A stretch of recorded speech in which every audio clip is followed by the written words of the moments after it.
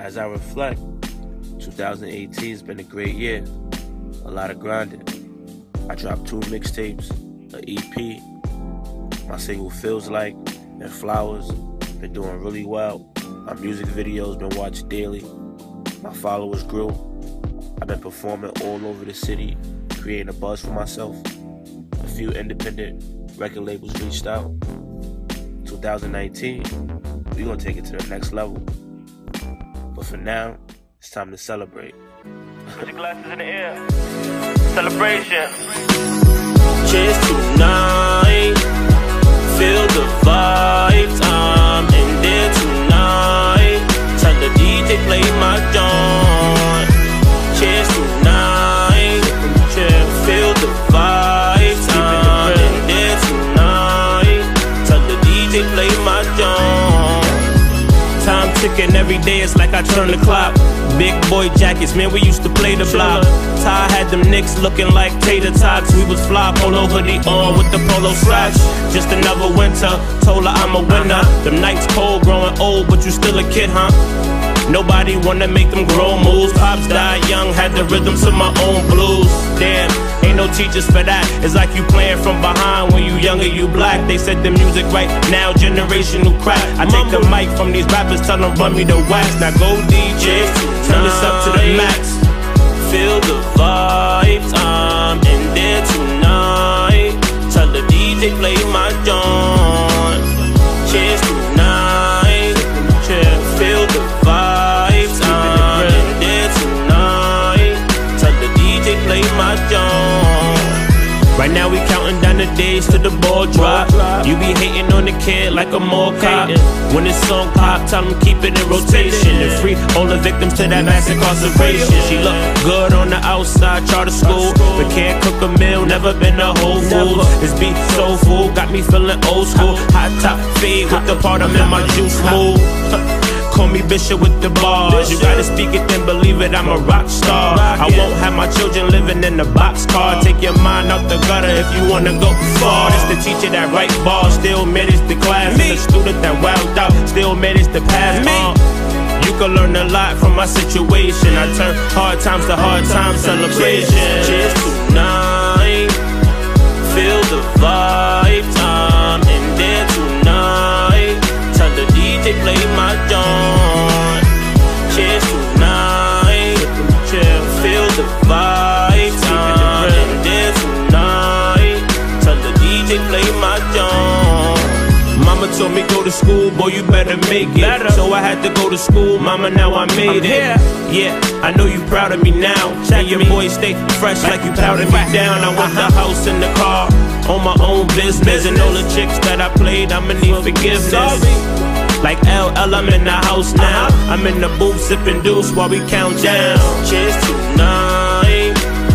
Feel the vibes, I'm in there tonight. Tell the DJ play my joint. Cheers tonight. Feel the vibes, I'm in there tonight. Tell the DJ play my joint. New York, New York, Boogie the Bronx, Harlem the style, Brooklyn is wild, Queens is right, Staten Island the night. Flex this for New York City. Sound like.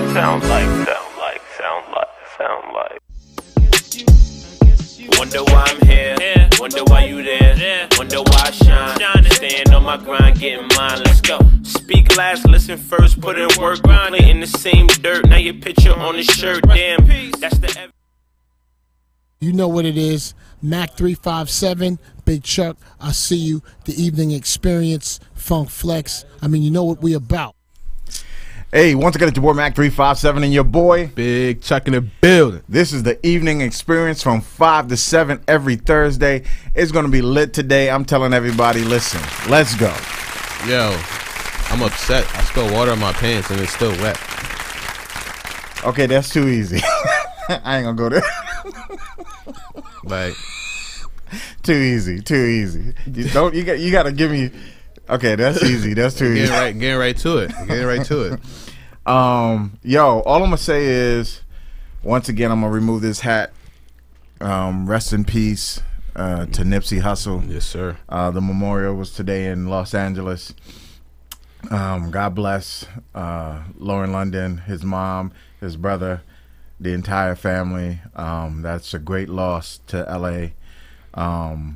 They televised, and they wanted to show people all across the world and everybody that respected him the love and respect that they had for this man.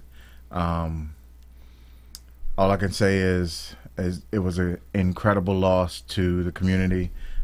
He was basically trying to change the dynamic of a lot of people, and if somebody can carry that legacy forward, not just in Los Angeles but Chicago, where I don't know how many kids die a day. So we definitely need to stand firm, stand together, and band together to facilitate this. I mean, you said it best. Just, it still don't feel real. You know what I'm saying? Like, right. He was at the NCAA Final Four like 2 days before you got killed. Like, it's just wild, man. I just feel for him. There's a lot of people in the industry close to him, and you know, Jay-Z's mother has spoken out, Nipsey's mother spoken out. So, I just hope that everybody in LA stays strong. You know, they keep the peace, because you know, that gang culture out there is real. So I just hope the streets don't get too crazy. There was a young lady who was holding up a sign, and it said, and I quote, "If they killing us and we killing us, who's gonna be left?" Right. So that's a powerful statement right there. But all I'm gonna say is, take the time to listen, hear, feel. Applaud your brother. Love your brother. Love your sister. Hold them down. You know, care about them, because when they're gone, you can't say too much after that. Right. Can't bring them back. And just like, even with Nipsey, just like, even if you didn't know of his music or listen to his music, just if you listen to him in interviews, he's just always so profound and just a real wise dude. He's a couple years older than me, so it's just whack to see someone that was doing so much good just get his life taken away, you know. And that is the process of why I say every day, listen, young people, I understand it's easy to suck on the lean and do all this crazy stuff that y'all do, and you know, not want to feel in the club and think and conscious in the club and all of that. Listen, you can lose your life in that same club that you're not feeling in. That is a fact. So sometimes you got to learn how to balance that out. For sure. We have, and I'm gonna probably call her name wrong, but we're getting ready to have a young person up here. Yeah. Finally. No, that part I got. Jamisa. It's the last one. I'm gonna call you McIver. Okay, we're gonna work with it. I'm gonna get her name right by the time she get up here, so we can get it going. Because I have a young person in the building who I think is prolific, profound, and someone that we need to hear from, because you know, I think this sometimes when they hear from the old guy sitting at the station, that it's a little bit jacked up, because they like, oh, old head talking again. Yep.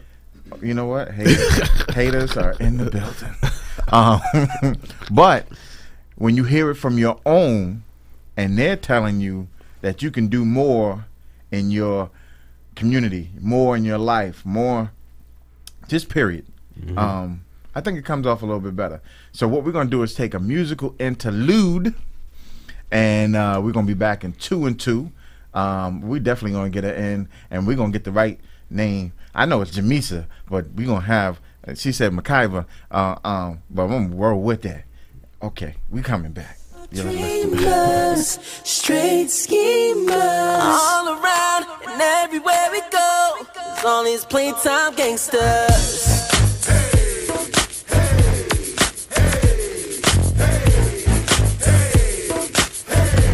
All these playtime gangsters. Playboy, you ain't about that life like a pair of church socks. You ain't got no stripes. Picture you whipping my ass. You ain't got no fight. I mean, you got a lot of bark, but you ain't got no bite. A blood clot lie your tail when you touch that mic. Boy, I seen you you under pressure. You ain't bust no pipe. You play the crib all day. Homie, I know you're tight. You let that dude Tyrone come and fuck your wife. Same dudes in the club trying to front all hype. Be the same dudes that screaming out, chill. See how acting all funky get you jumped on sight and dragged down the block like you're marching for gay rights. Shout out to the homie Ray because he was right when he said I would say something that he no lie. This ain't just a good song, this is good advice that might one day save your life. Now Mac, tell him, homie. Oh, wanna play a game you can't play. Oh, until a nigga jump in his face. Yeah. What up? Thug dreamers, straight schemers, all around and everywhere we go. All these playtime You really don't deserve to be called a G. You're not a good candidate to preserve the street. Your gang signs and your secret handshakes is weak. You only get it on in the form of tweets. Your whole persona is incomplete. Maybe that marijuana got you missing the beat. I don't know, but them leggings got you looking petite. This thing is out of control to the point that you wouldn't believe. We come from black blocks, black top, stone. I'm talking straight shots of Henny and Patron. And y'all doing daiquiris with a twisted line following a nigga footsteps, calling it your grind. Homie, you only gangsta in your mind. And this magnum should help you draw the line. Starting 5, y'all niggas resign. I'm urban legend, y'all ride the pine. Oh, wanna play a game they can't play. We don't play them games. Oh, until a nigga jump in his face. Yeah. Real now. Thug dreamers, straight schemers, all around and everywhere we go. All these playtime gangsters. I be frontin' on your timeline That's right. and banging in your spare time. We just tryna have a good time, but fakes gotta get the rewind. Yeah, I'll be frontin' on your timeline That's right. and banging in your spare time. We just tryna have a good time, but fakes gotta get the rewind. I don't care what playtime niggas say. My niggas ain't got no time to play. Real stay real and all fake. For you lame ass niggas, I say, oh, wanna play a game they can't play. Oh, until a nigga jump in his face. Yeah. Thug dreamers, straight schemers, all around and everywhere we go. All these playtime gangsters. Oh, wanna play a game they can't play. We don't play them games, baby. Oh, until a nigga jump in his face. Yeah. Thug dreamers, straight schemers, all around and everywhere we go. All these playtime gangsters. Hey, Playtime Gangsters. That's my boy Corporal AK, Billy Danz, Mac Wiles. Playtime Gangsters, one of the fire joints that you'll hear from Corporal AK Camp. Currently sitting right in between us is Jamisa MacGyver. Welcome. I got you. She is here. She is live, and we definitely are talking to a young person who is out there in the world, and she's definitely doing great things. So can you tell people what Rosebud Productions, or should I say Rosebud Investments is?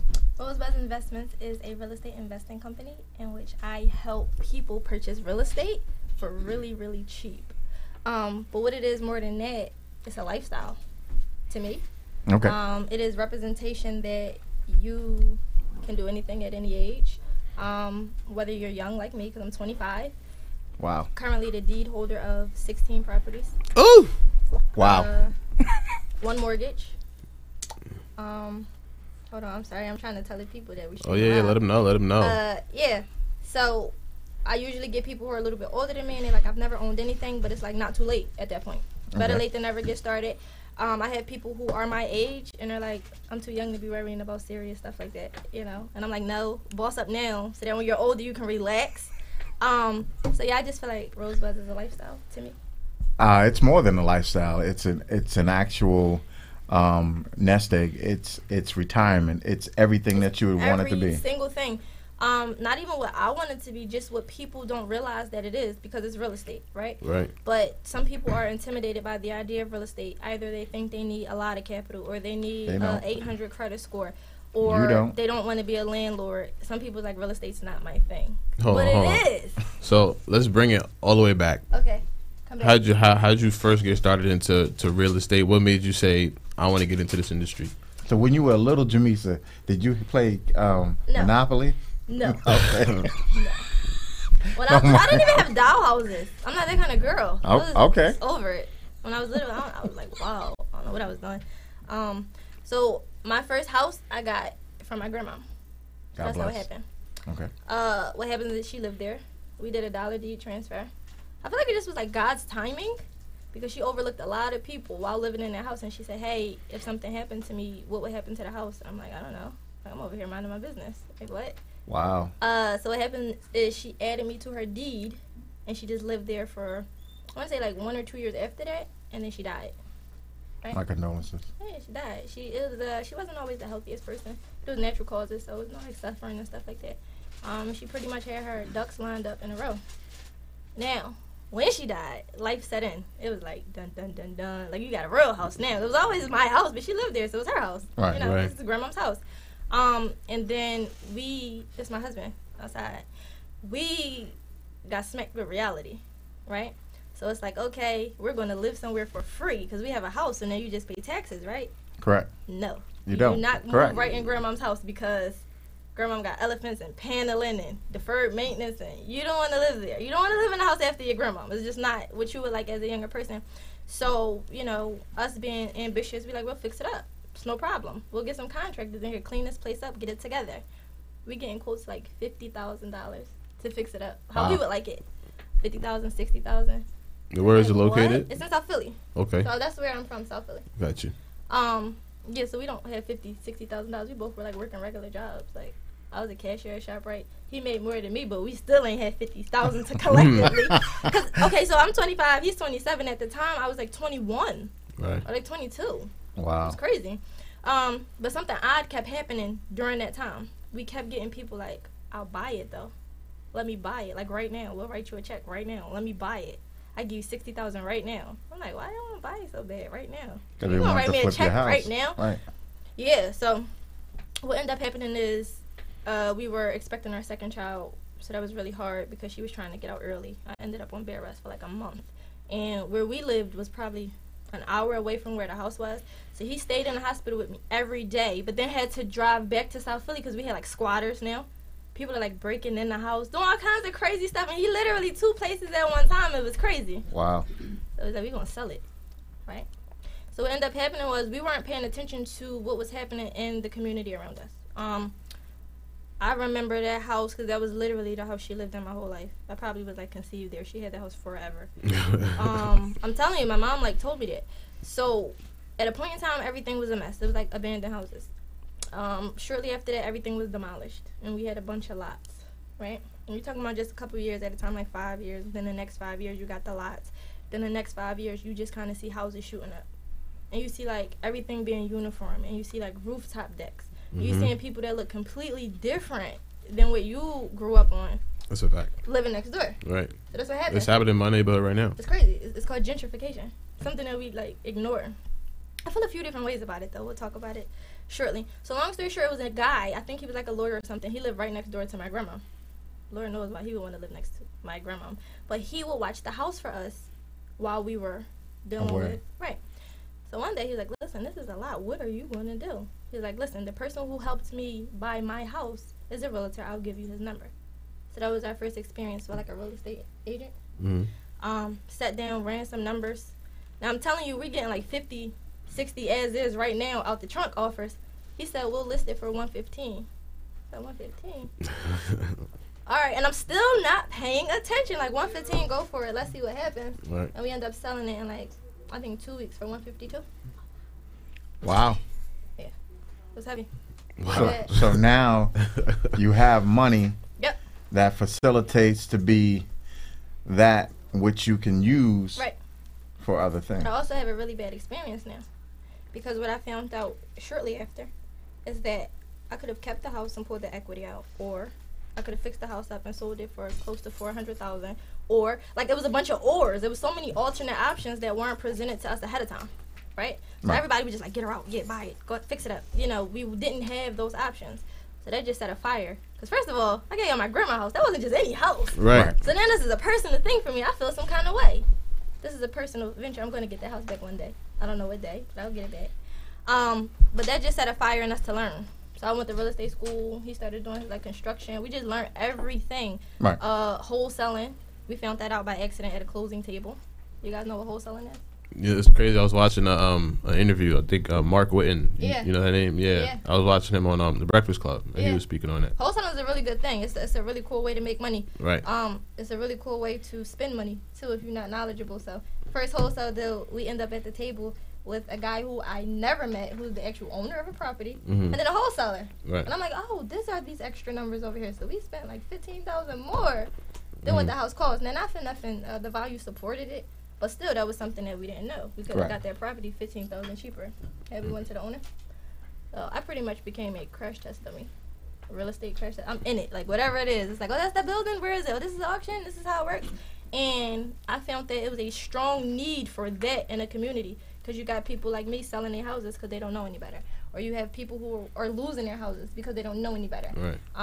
So you I just get made somebody it a strong point who will to literally everything. walk in and go, your house is being foreclosed on. Hey, you owe the bank $50,000. So this is what I can do. I can give you that $50,000. But my house is worth more. Yeah, but you can't afford to pay At for all, it. and you're going to lose it anyway. So this is the thing. You don't have really, that's it. And they gotta go. And then they flip your house. They flip your house, or they keep your house. If you're anything like us, we keep houses. We don't. Well, some people keep them. Flipping. Some people keep them, but some people will take it, put a little more money into it, fix it up, and then sell it for more. and sell it for $400,000. So my only thing about that is, I think it's really good to, like you said, make that money. That's lump sum. But I also feel like they don't make any more land. So I'm not really too enthused about giving it away. I feel like people who flip do it just to have that cash, just to have the cash. But then it brings me to the point of how much money is enough money, and then what do you do with the money when you get it? You buy an asset anyway. You have to. Well, the process is flippers. Some of them they do what you do in the sense that some of them do get into the real estate side and then own properties and businesses and whatever the case is, and then but in order to keep the capital flowing, in order to not to take the loans, in order to not to, you gotta have. You do have to play Monopoly. So sometimes we sell. I don't really like the wholesaling because I gotta convince you that your house is worth this much to get it under contract. First, I gotta find somebody who wants to sell. Then, when I find a person who wants to sell, I gotta tell them, listen, I know your aunt said it was worth $70,000, but it is not. You see that leaky roof? You know how much that's gonna cost? You know, just negotiating the numbers. I am not the patient one for that. I'm very patient with some things, but you're not gonna tell me what I know because I know what I know. Fact. Now, can you go into the specifics of like a deal, like dealing with equity and things of that nature? Okay. I think it's really important that people of color know this. Equity is just the value of a home, minus any debt that you have on it. So that equity is just that. So if you have a house that's worth $100,000, you have no debt, you have $100,000 in equity. Right. And it's supported by like the value of the area and the comps in the area, like what's being sold for what and stuff like that. So that's an equity thing. Now you telling me to walk you through a wholesale deal? Yeah. From the person who doesn't like it. Okay, so wholesale deal is pretty much the act of. So when you think of wholesale, think of it as a word in its entirety. Because you can wholesale anything. Right. You go on Amazon, get 100 pens for $1, and come out and sell them for $1.50. You wholesaling pens at that point. When you are wholesaling real estate, what happens is you're actually getting a profit for being a middleman in a deal. So let's say you have a house for $100,000. The comps are good. We seeing stuff in there is flowing for like $300,000. I'm gonna get it under contract with you, agreeing to buy that house for $100,000. You buy houses. I'm gonna call you. Say, hey, I got a house for sale for $200,000. You look at the comps, you're like, okay, doesn't need much work. It's worth $300,000. I give it $200,000. I get my $100,000 for facilitating the deal. You get your $100,000 because that's what you asked for and that's what we agreed upon contractually. Correct. Wow. That's it.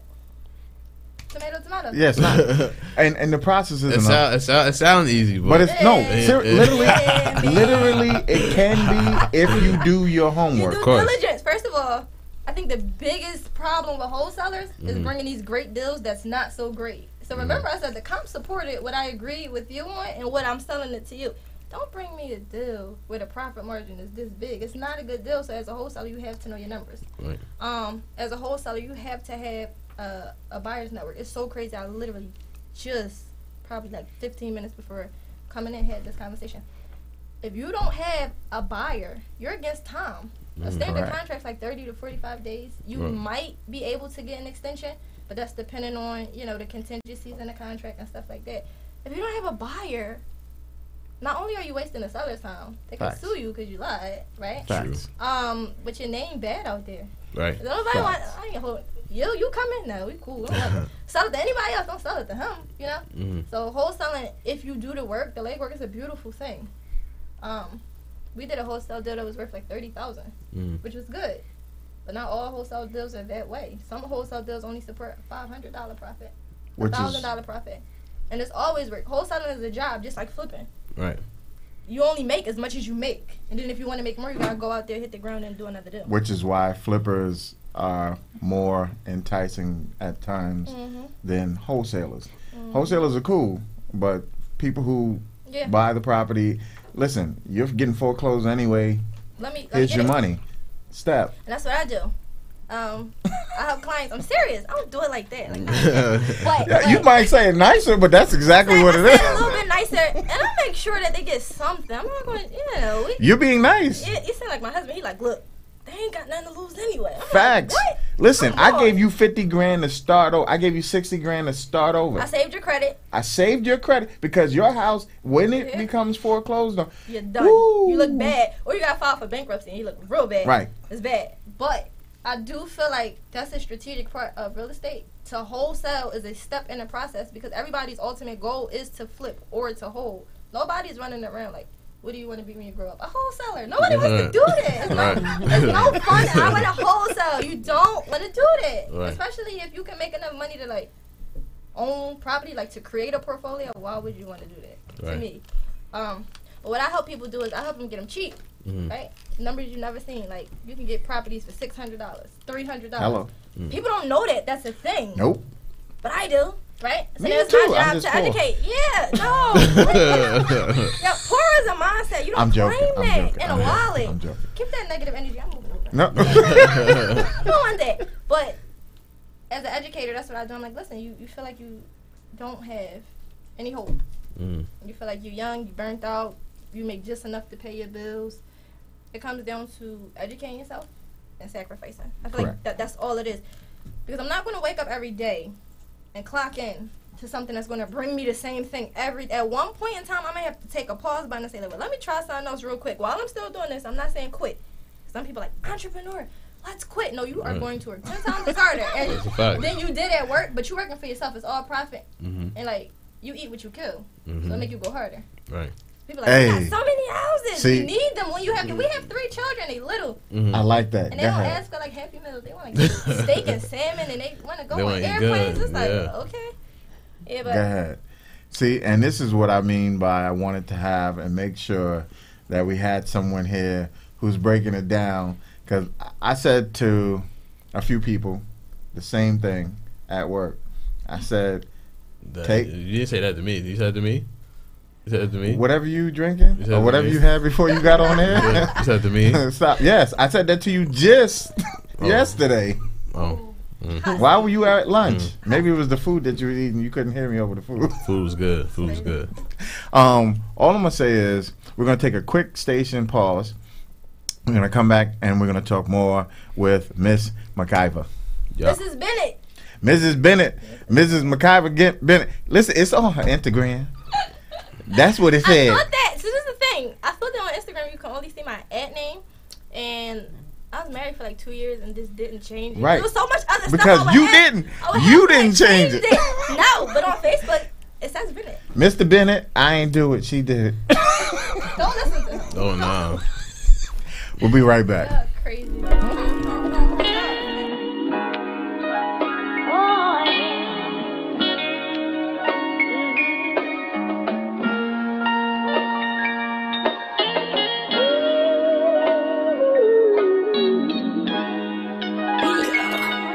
Put the beat a little louder, bro, please.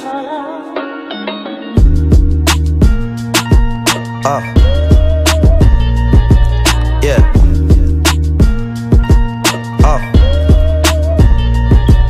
They said, we gon' love you unconditional, right? Under one conditional, and that's a contradiction, so I swear I never listen, hope. I bought Hove's tape to relate more. I know L would've helped me way more. I can't check my income unless it's coming through a check. Fuck I'm supposed to do, I ain't got no money to invest, I've been in the jungle, I wore the iron hood. The hours on me, I disappeared like Elijah Wood. I gave him power, like there you go, you could try it good. Who you think had took the tack out of the lion's foot? Lord of the flings, no I ain't hoarding a thing. The inspiration that you spilling gives the aura of kings. Name a rap star that been rapping more than he sing. These niggas might as well be on the mic recording they bling. Be careful, Kate, don't even go there. One bad word and you could never do a show there. I don't care, homie, I'd be damned if I let a singer nigga strip me like my name was Janet. Understand it, we gon' love you unconditional, right? Under one condition though, and that's a contradiction. So I swear I never listen, ho. We gon' love you unconditional, right? Shit, under one condition though, and that's a contradiction. So I swear I never listen, ho. Choices are to be a star or nothing, right? I talk game way before we bought shit. Hey yo, I feel like LeVar something. You see them Zoes, man, they came with a heavy cost. I tried a lot of things, it wasn't for me, guys. And I ain't talking drugs, I mean money schemes and glory-wise, right? Steve Spiel with the storyline, the kid who got poorer with the more he tried to right before he died. Jackpot, I'm the beast on my team, no need for mascots. You see, I tried to be plain, I talk the games, but I was only trying to help you. Sorry, I don't talk about chains, I hate that about myself too. What else new? Well, I'm nasty now. How nasty? Well, shit. Bitch, I'm more revolting than John Travolta with only shorts up on your porch, telling Jaga Border pour up hot Corona. The loose shopping cart that fucks your barking zone up. They call me Messi like soccer goalers from Barcelona. But if I kick it old school, I bet you they gon' probably come. Or you hate throwback shit, you musta got your body done. All this talk about a label, meanwhile I don't got me one. Rather be a conscious rapper than a fucking sloppy one. I got so much to say, this beat cannot be done. Call up Marty, tell them boys I found the noise, I got me one. They said we gon' love you unconditional, right? Under one conditional. That's a contradiction. So yeah, I swear I never listen, ho.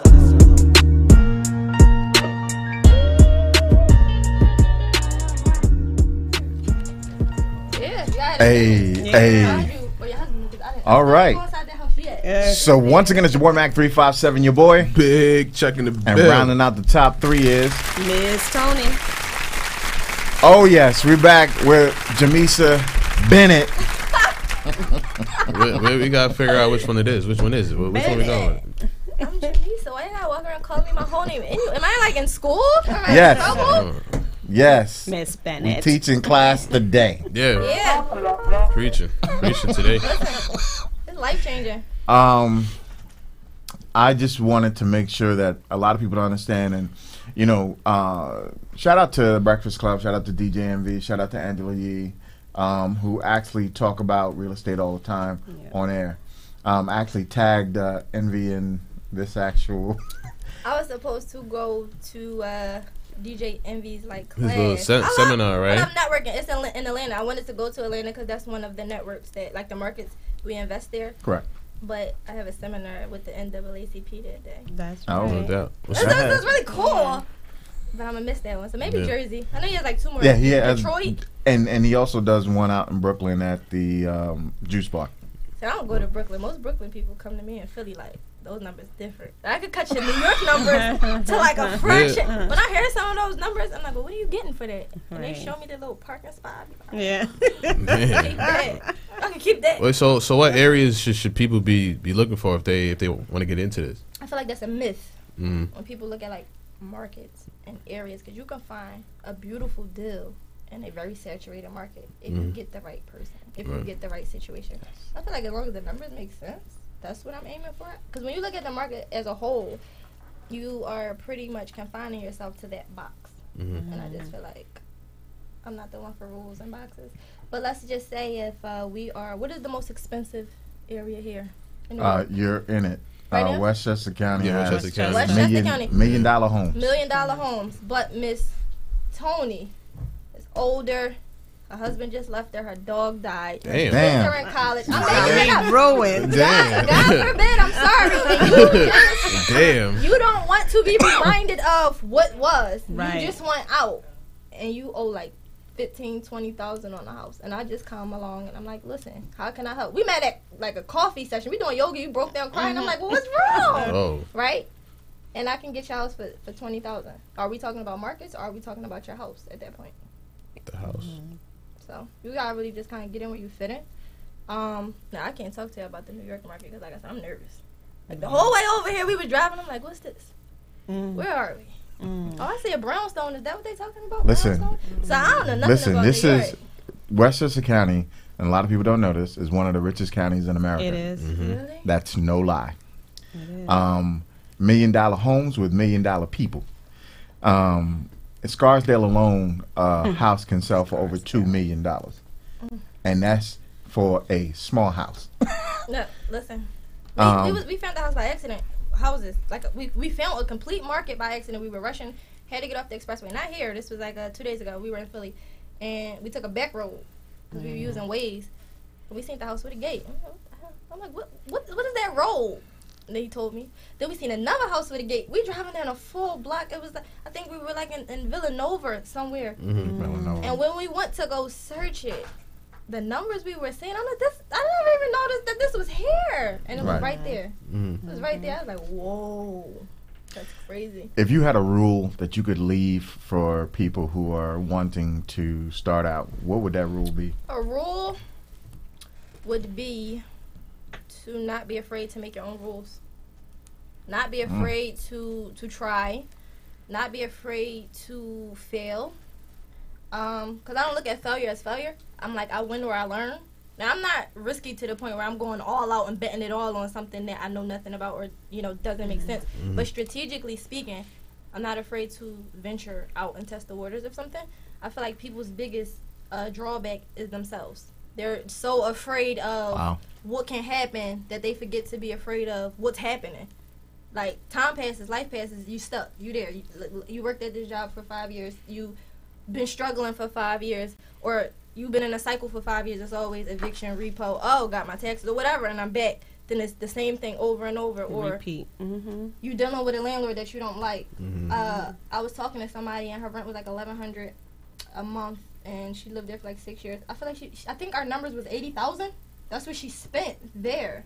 I was like, what if you just took a half? Like, you paid your rent late that one time and flipped the house, or something like that. Now, I am not condoning irresponsibility. Right. But if you have a plan, I think my biggest role would be not to be afraid to execute that. Because sitting around, nothing's going to happen. Change doesn't happen. You create it. You create it. Yeah. And where could people, obtain the knowledge just so they can, get their start in here? Besides Google? And resources, Google. You can call me. So what I do is, I'll give you a complete blueprint that pertains to you. Because I feel like that's another real estate thing. It gets so overwhelming because you think about numbers, markets, profit margins, flipping, equity, all of the things you've never heard, and you're like, well, where do I start? Right. So what I will help you do is figure out where you are right now, realistically. Like, what's your cash, what's your credit, what's your short-term goal, what's your long-term goal, and create a step-by-step blueprint for you. Right. So if you It's don't have no credit, individualized.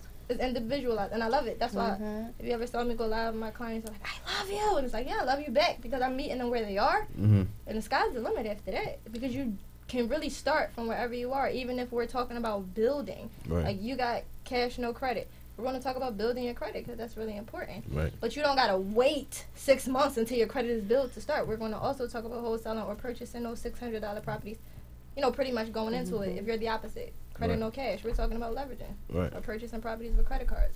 So you can start wherever you are. Like, that is a really big misconception. Like, I'm going to save. I'm going to wait till I get my money right. When I get those DMs, I'm like, red. I leave it on red. I don't even, because you can slide and make it unread. Yeah, sometimes when I'm busy, I'll ignore some. But those ones, I'm going to just wait. What you waiting for? Right. It's never the right time. Tell people where they can find you, Rosebuds Investments. You can find me at Rosebuds Investments on Instagram. www.rosebudsinvestments.com, or you can text or call 267-419-ROSE. So 419 Rose, which is 419-7673. Yeah. This incredible young lady is creating her own terms, creating her own lifestyle, creating her own path. So young people, old people, anybody at this moment, take a picture, take a note from her book, and facilitate to move forward with your life and create your own path. Like she said, working for someone else is great. Having steady money is great, but now use that steady money to do something with, so you now can do more stuff that you want to do. Correct. But and pass the baton. That's one of our things too. That's right. We always starting last, and then we let our children start last. We running the same race though. That's the crazy part about it. It's like, I'm finished, I'm tired. Then they starting from the starting point. Right. Opposed to saying, hey, well, we've got you to this point. Keep it going. Right. Because that's what I have seen. Push. That's different from like us and other races. Yes. Because they stick together. Yes. I'm talking about everywhere I see them and they buy them. When they go and go see houses, they seeing it together. Together, right. And I'm like, you guys are so busy focusing on making $5 million yourself instead of making 5 different people millionaires when collectively y'all can go buy things. They will come together. Listen to me. Okay. We will talk together. We will buy the house. $2 and you invest, we invest, and the magic carpet happens. But what we're gonna say is thank you for being a guest here today. No problem. It was a pleasure. Thank you for sharing your knowledge, and thank you. Very important. And please keep in contact, because I definitely will. Very, very important. And we're gonna take a quick station break, and we're gonna get our next guest in the building, and then we're gonna keep it moving. Yay. Yeah, I'm about to just give them what they want to hear real quick. You know? You see me on the... Yeah, You see me on the... Yeah. You see me on the scene, right? Right? You see me on the scene, right? Right. You see me on the scene, right? Right. You see me on the scene, right? I'm playing the cut, I move how I move, yeah. Me and the squad, we do what we do. Listen, put up a bet, I could better her move. Walk out on you, I'm betting her shoes. Man, they rock with me the long way. Everywhere from the Ville down the city with all yays. Man, I'm looking for that oil change. Once I get it, I'm gone loose, I'm on ways. Probably looking for the nearest exit. This rap game is getting just a little restless. I ain't had nothing, I should test it. Right now, I might test it. Shit, Mike Jack with the gold thriller. I don't give a fuck if you a gold digger. Just know it's Murderville, I'm home, it's wrong, nigga. I sit back and do what I do and I don't, nigga. You see me on the... You see me at? Yeah, You see me on the... Yeah. You see me on the scene, right? Right? You see me on the scene, right? Right. You see me on the scene, right? Right. You see me on the scene, right? She back and I smack it, I try to tell her no lag, and I guarantee you when I grab it, she gon' be like, what happened? I'm like, I'm on the scene, that's what happened, you take. She tell me no, cause I'm acting her right. And the shorties is down for the moves. They got the googly eyes, my dudes. Handsome young hustlers all day. Piff till I kick and shouts to my trades. Murder Mount Vernon, what I represent. I'm going Hussein, like the president. I meant to say insane, I need a little medicine. Part of my slang, I blame it all on the Henny scent. Man, this flow here is heaven sent. Got the spot on tilt, bustin' heavy sweats. Niggas shaking off their bottles, spending every cent. Yeah, I play the cut, but I'm oh so relevant. You see me on the... Yeah, You see me on the... Yeah.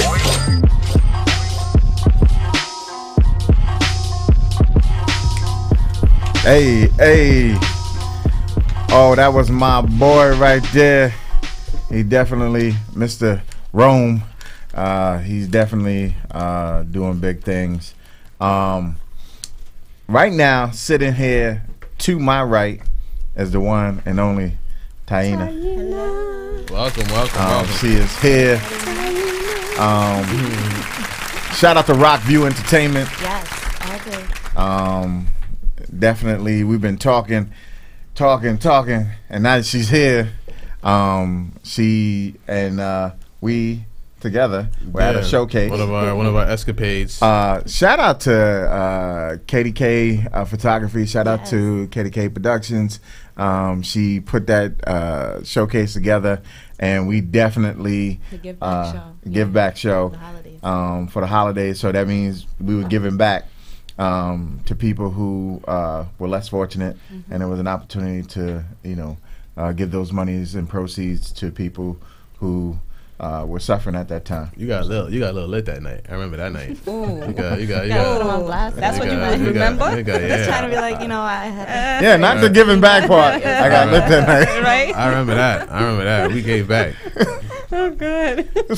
Gave money to the bar. That's what we did. That's what we did. Yeah, it was lit. Anywho, and I saw you, and you sang so beautifully. Thank you. That night, and we definitely said, listen, at one time or another, we got to have you here. Yep. And I didn't hear from you for I don't know how long, but eventually we got connected again. Yeah, the holidays is crazy. But I actually wound up hitting up my, Esrog, my manager, around a little after, New Year's Eve, because then my son's first birthday was January 12th, so that was craziness. And then, I finally got to settle down with my life to where I could focus back on, the music and everything. So as soon as I could, hit you up, and here we are. Now, how did you and Katie get into contact? Pretty much through Rockview Entertainment. She's a photographer. We work with her a lot. She used to have a radio show on a station that we used to have. So she was just always around the team. And Monday Night Raw. Yeah, Monday Night Raw. Yeah, she's dope. So I think she still does the show. So she's still, there you go. She's just part of the family. She's one of us. So No doubt. How did you get into singing? Oh man, I was born into it, honestly. Like, my mom, she used to sing and dance. She actually, I don't know if you guys know, there was a freestyle singer named Giggles back in the day, and my mom was one of her background dancers. So my mom, growing up, I used to see her doing like off-Broadway plays and singing and acting, and it was just always It was in the blood. Yeah, like she tells me stories all the time. Like when she was pregnant, she would like put the headphones on with like classical music and like and then my dad is a huge music lover, so it's just always been a thing for me. I've been singing since I could speak. So do you also act as well then? I would love to dabble. I'm just so shy. It's funny, like I'm not shy. I know in front she's of not the about camera. to say she's no, gonna be shy. I so am, because it's like a whole nother kind of like it's being a different kind of vulnerable. Right. Like at least I can kind of control the vulnerable with my music. Like I can control what I'm showing everybody, what I'm presenting to everybody. But like with the acting, you're being told what you have to present and the kind of emotions that you have to evoke. And to channel into that's like so scary to do in front of people. Oh my God, I'm nervous just talking about it. You can hear it. Like, it's crazy. But I would love to start off, I said it the other day actually, to start off doing something like voiceovers for like kids' cartoons. Yeah. Oh my God, I would love that, because nobody can really watch me. you. And then I could just get us crazy. I can make all the weird faces that I want, and it would just be so much better. So that would be a good start. He's an actor. Oh yeah? Yes. All the time. Ooh. I didn't say all that. Damn. I didn't say all that. The love I feel at this moment. I had an acting. I know, right? You feel it. You feel the bullets flying I'm this right way, in right? between the crossfire. Like, it's crazy. I ain't sent him though. I ain't sent him this time. So I have had an acting debut. There's a show that's almost ready for production. It's being put together now, and you'll see me. I was fat guy number 2. Okay, now. Who's number 1 though? Yeah, and there wasn't number 1. You don't wanna I be just number looked like 1. 2 people at the same time. My He was 1 and 2. You was 1 and you ain't tell me that. Now there's extra shots coming. Right, I know, right? And you feel it after I say something, they just gotta chime in, right? In unison. Yeah, we might as well join in, make you feel love. Yeah, right. The love. So like I noticed at this moment you don't have an EP out currently. Not yet. I'm working on it. Okay. So yes. Because that's why I have the track that I have here, because I know that ain't your track, but it's you singing, but it's not your track. Matter of fact, I want people to understand why you're here. Cruz, did you get that track? Which one though? Cause you don't know which one your manager No, said? because I have a few. Like I do covers of stuff, you know. It's so a I have cover. a few covers. That's why. So like I write all my covers. It's just a familiar beat. Doo-wop. Oh, okay. So that's I got a few. Oh, that's the one we heard that night. Yeah, that's the one from that night. Yeah, I did 2 that night. I think that one and probably it was either Fly. I think it was Fly. Yeah, in my drunken stupor, I didn't know which one you did. Apparently, according to my co-host. I know I closed the show with that one. Oh, I was twisted, so I didn't know what you're saying. It was lit. So if we can play that song, Doo-Wop, this is Taina. Listen, let's go.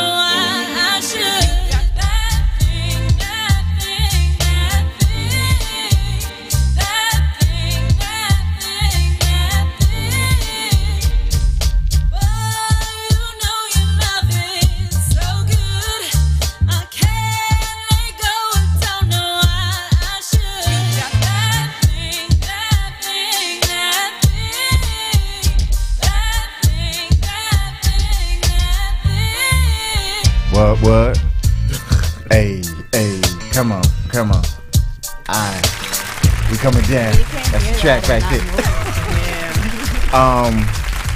That was a doo-wop track. It was, of course, a crossover from Miss Lauryn Hill. Yes, the Queen. But I want people to know why you're here. Mm-hmm. That was just a snippet. That was a snap.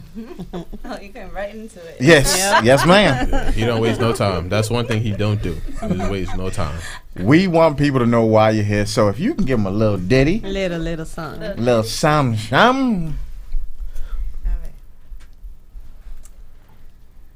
We're sailing you're standing right into my heart. It's amazing, feeling things I never felt before. I'm sailing in your love. I'm sailing in your love.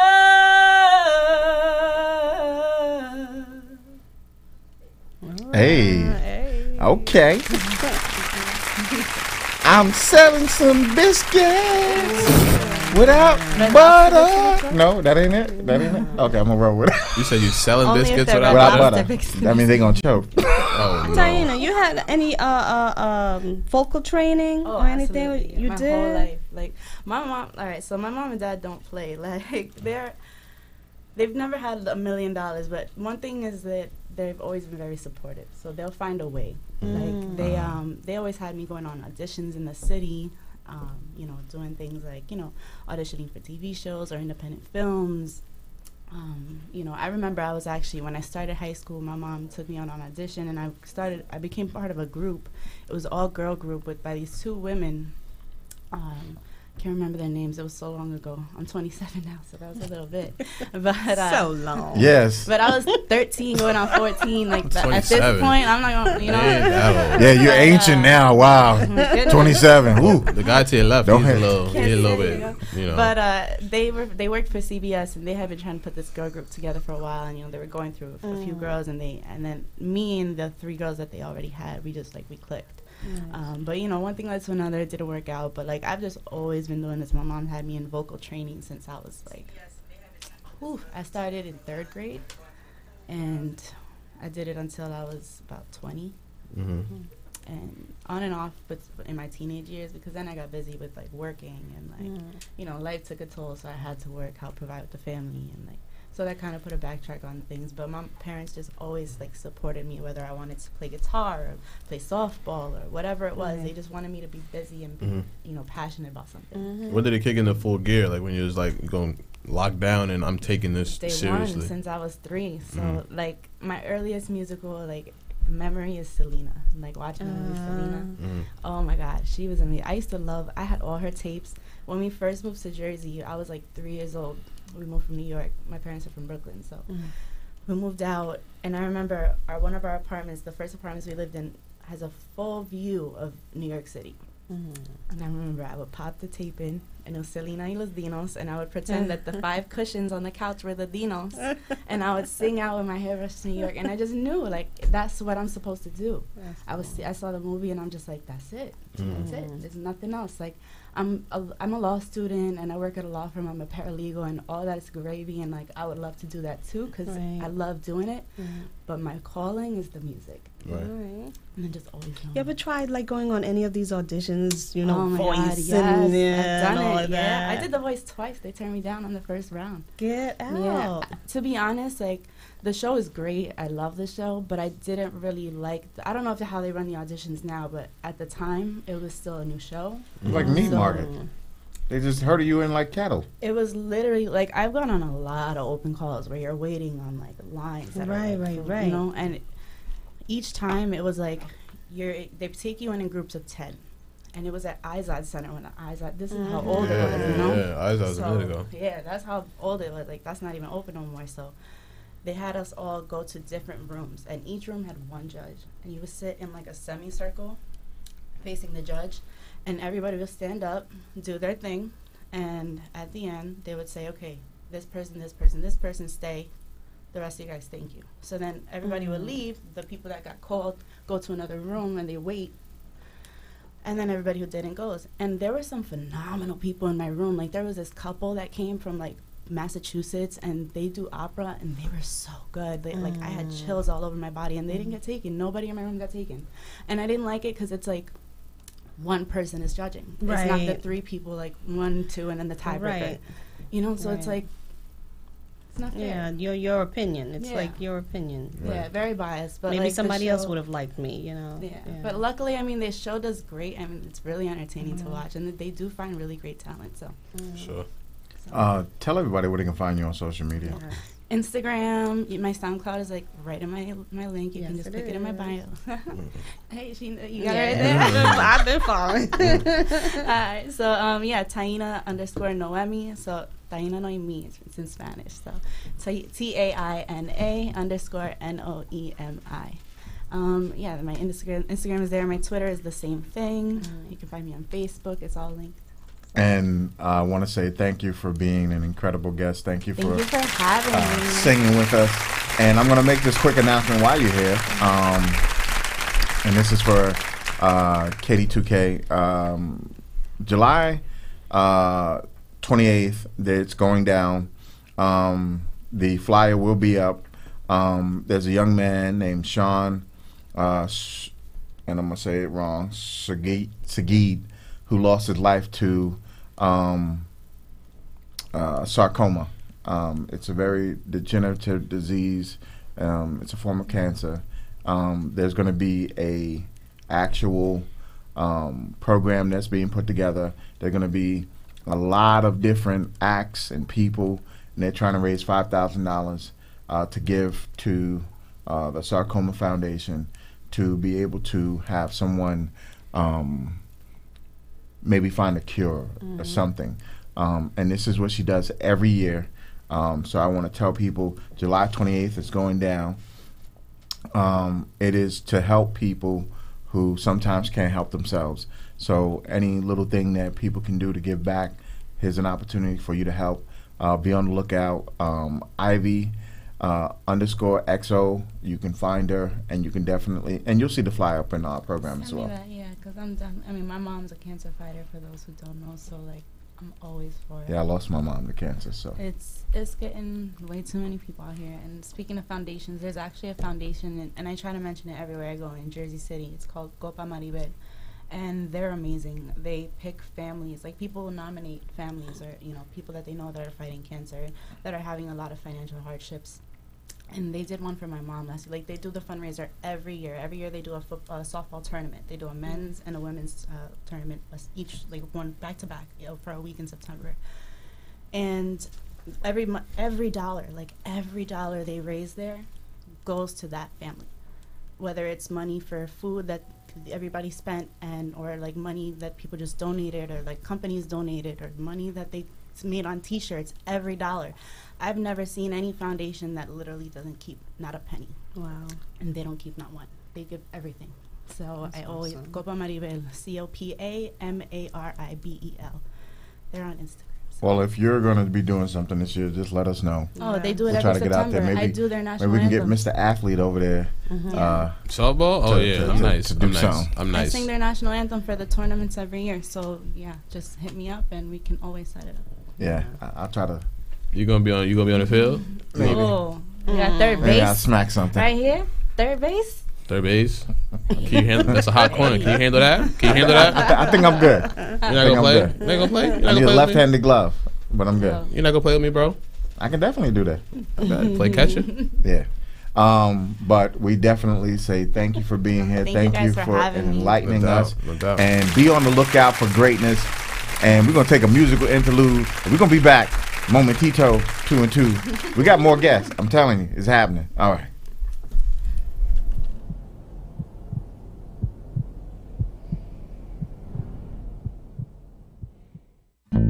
Can't really trust myself around you. I'm overwhelmed. I don't wanna miss this one. I'm for real. If you can't tell, I pray that you catch all the feels I do. Didn't even really know you. Couldn't help myself. Took you down on the first date. Couldn't even wait to get to my hotel. I pray that you want it again like I do. Maybe I'm just like my mother, just like my daddy. Overnight lovers falling for you. I'm falling for you. Maybe we're meant for each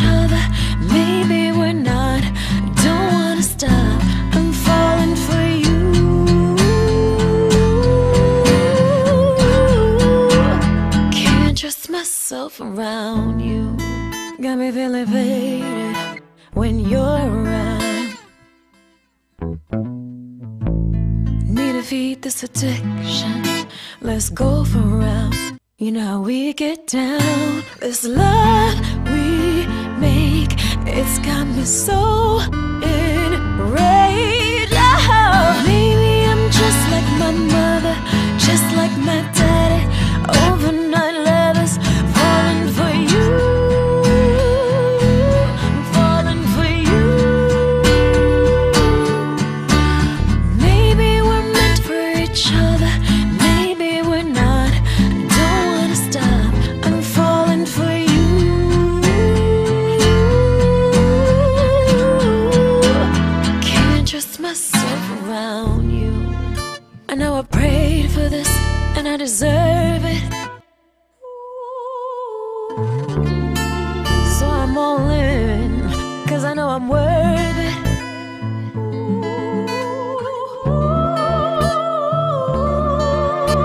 You make me feel crazy. It seems too good to be true. Maybe I'm just like my mother, just like my daddy. Overnight lovers, falling for you. I'm falling for you. Maybe we're meant for each other, maybe we're not. I don't wanna stop, I'm so into you.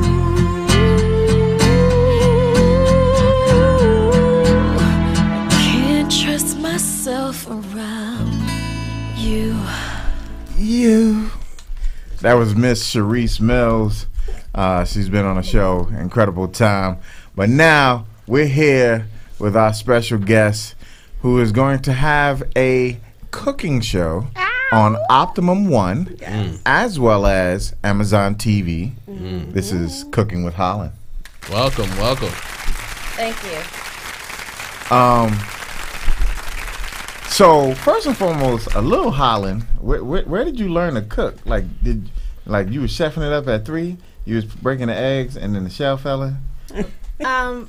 Okay, you want the funny version or the non-funny version? I want the funny version. The funny version is, I remember being about 6 or 7, and I was begging for somebody to make me a sandwich.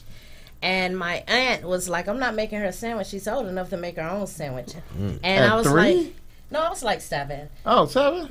Yeah, she was like, I'm tired of like catering to her. So I was like, I'm not making a sandwich. You better. So I just basically demanded my sandwich. I said, you better make me a sandwich right now.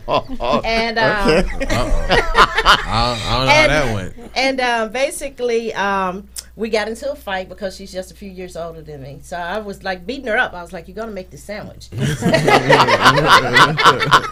So my grandmother returned and she was like, it'd be nice you. Grandmommy's going to show you how to make your own food. And that's how I started cooking. So I've been cooking since an early age. And as you can see, I haven't missed a meal since. But I was hungry and I was like, if I got to beat you, you're gonna make this sandwich.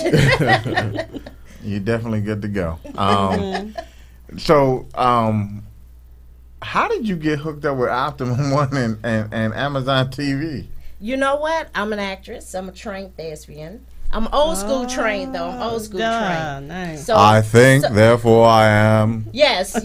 Monologues. I'll be performing here in the city, small things, but I'm not here about that. I'm a writer. Okay. Yes. So I was out, hustling. And next thing you know, I said, you know what? I'm going to talk to the agency that I've been working through and try to get the Wendy Williams show because I don't know if she's coming back. I said, can I get a guest? And they was like, oh, please, you really think you're bigger than you really are. And so I didn't get the guest. I didn't get the guest host. This fine. I didn't get the guest host the Wendy Williams show while she was out. Every episode. That's why she out there drinking and her husband is cheating on her. What? Oh, but I ended up with the kids on drugs. Oh, I'm sorry. And look, in the car, we cooked up something just now. I found out that she's going to file for divorce after 22 years. What? I'm shocked by that. That was in the car on the way here. Your husband has a child by somebody else. What is going on? He dropped his own loaf. No, I'm joking.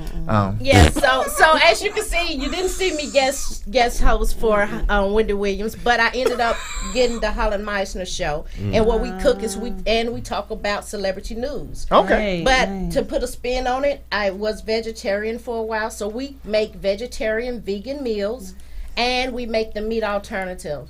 So I like to crack a joke. You know what? If you season it good, I'll eat anything. I'll cook anything That's too. a fact. So look forward to that. Okay. That's a cut. I'm just I'll cook it. Stop it. Okay. So with that being the case, you do vegan food, and you know I've had a friend of mine who's for a while, Rich, who would say, you know, listen, I'm telling you, you can have alternatives that taste just like meat. You won't know the difference. And he said it's about the seasoning and you know making sure that it's you know flavored right. That makes the difference of it being something that's palatable and you know and you know tastes just the same as the one that you want with the regular meat. Well, you know they have memes on social media and they say that people of color tend to season their food properly. I was going to ask and you about those that. that are not of I was gonna ask you certain about that, melatonin yeah. content don't. Well, I tell you what, I'm White people. Oh, sorry. I'm just gonna tell you right now, I season some food because I'm like with vegetarian food. Sometimes it tastes better than the meat. And granted, the meat sometimes tastes better, but it depends on meal to meal what you're cooking. Because I had my son. My son was like, "Mom, I'm not eating a vegetarian burger." Now he loves a vegetarian burger, but not the ones you buy, but the kind mommy makes. Of course. You know what I'm saying? Because mommy does not play when it comes to the seasoning. Oh yeah, of course. Like, do you see other people or other shows, and you just look at the way they doing things, and you kind of like, I probably wouldn't do it like that. Yes, and no, seriously, I have a cooking tips book, and it's a rhyming cooking tips book because I've been a mother for most of my life. I'll just say that I was a young mother. I was a teenage mother. So you can interact with your children and grandchildren, and it has cooking tips in there. And I actually have tried other people's recipes. People that know me before Holland Meisner show know that I was cooking on time. That's who I was before this. And I would take other people's recipes from Food Network, popular sites, cook the food, and then show you how to make it better. Because even if you have the recipe, there are certain little quirks about the whole thing when you're cooking it that if somebody had told me, this would have turned out fine. Like, has somebody ever given you the recipe and you're like, well, mine didn't turn out, so I had the right recipe. I had the right recipe. Why my stuff didn't turn out like that? Because of the cooking tips. That's when your people are sitting at the table going, this is interesting. It's a little dry. Yeah. And then it's a little bland. Exactly. And one of the Top Chef, if you remember the cooking show Top Chef, I like to watch Hell's Kitchen and all that. Top Chef actually said this book is spot on. So I have that on my it's on Amazon. Top Chef said this book is spot on because people don't think about that. I got the recipe. Why my stuff didn't turn out right? Well, sometimes you got to saute your fennel seeds after you have already put your cheese on top of your lasagna. Sometimes you got, you know what I'm saying? People don't just switch up the order. Well, I had the recipe. They didn't say that in the recipe exactly. Right. That's why you need cooking tips. That's why you need to watch the Holland Meisner show because I'm gonna throw it down and show you. Look, don't do this. And I'm giving you cooking tips as I cook. Okay. So you got the recipe. You know how to measure stuff out. We've been doing that since the beginning of the Stone Ages. Now, how do we take that food to the next level? You know, I used to throw a lot of block parties in New Jersey and Mississippi too, and they would say, "Oh, this macaroni is so good" and stuff like that. Well, girl, what you do to this? Well, let me tell you what I did to it. But first, you got to watch the show. I got a question for you. You got one meal you can make save your life. To save my life, Lord. What is your best meal that you whipping up? So I'm giving it to the killers so they don't get it. Okay. Yeah. And I have to say who's gonna eat it? Always know your audience, right? Right. Who's one of your favorite food critics? My favorite critic. That's actually a little 13-year-old boy. He's a food critic. He was recently on Steve Harvey's show. And the reason why I say, I don't want to call his name because we don't have any relationship or anything like that, but everybody knows Steve Harvey's show. But this food critic, I like little kids. They truthful. Yes, because little Honest. because when I'm cooking, sometimes even on the show, we've already filmed some episodes. I say, you know, kids like this, and I'm not gonna lie to you. Or I say, you know what, kids don't like this, and you always want to see they're the pickiest eaters. That's right. So if I had some killers that were gonna kill me, I actually make, believe it or not, and there's a picture of it on my site before I became Holland Meisner Show. I make a chicken bone shish kebab. That don't raise Yes. We hungry right now. I know you hungry. I know you starving. I came prepared for both. So, and let me tell you why I would use that, because then, like, if I need to, I'll take the chicken bone and stab him and run for my life. Okay. This is Killing with Holland Meisner. You can eat and die all in the same breath. Hey, at least your last meal gonna taste good. That's what you feel me? But let me take it a little personal for me, all right?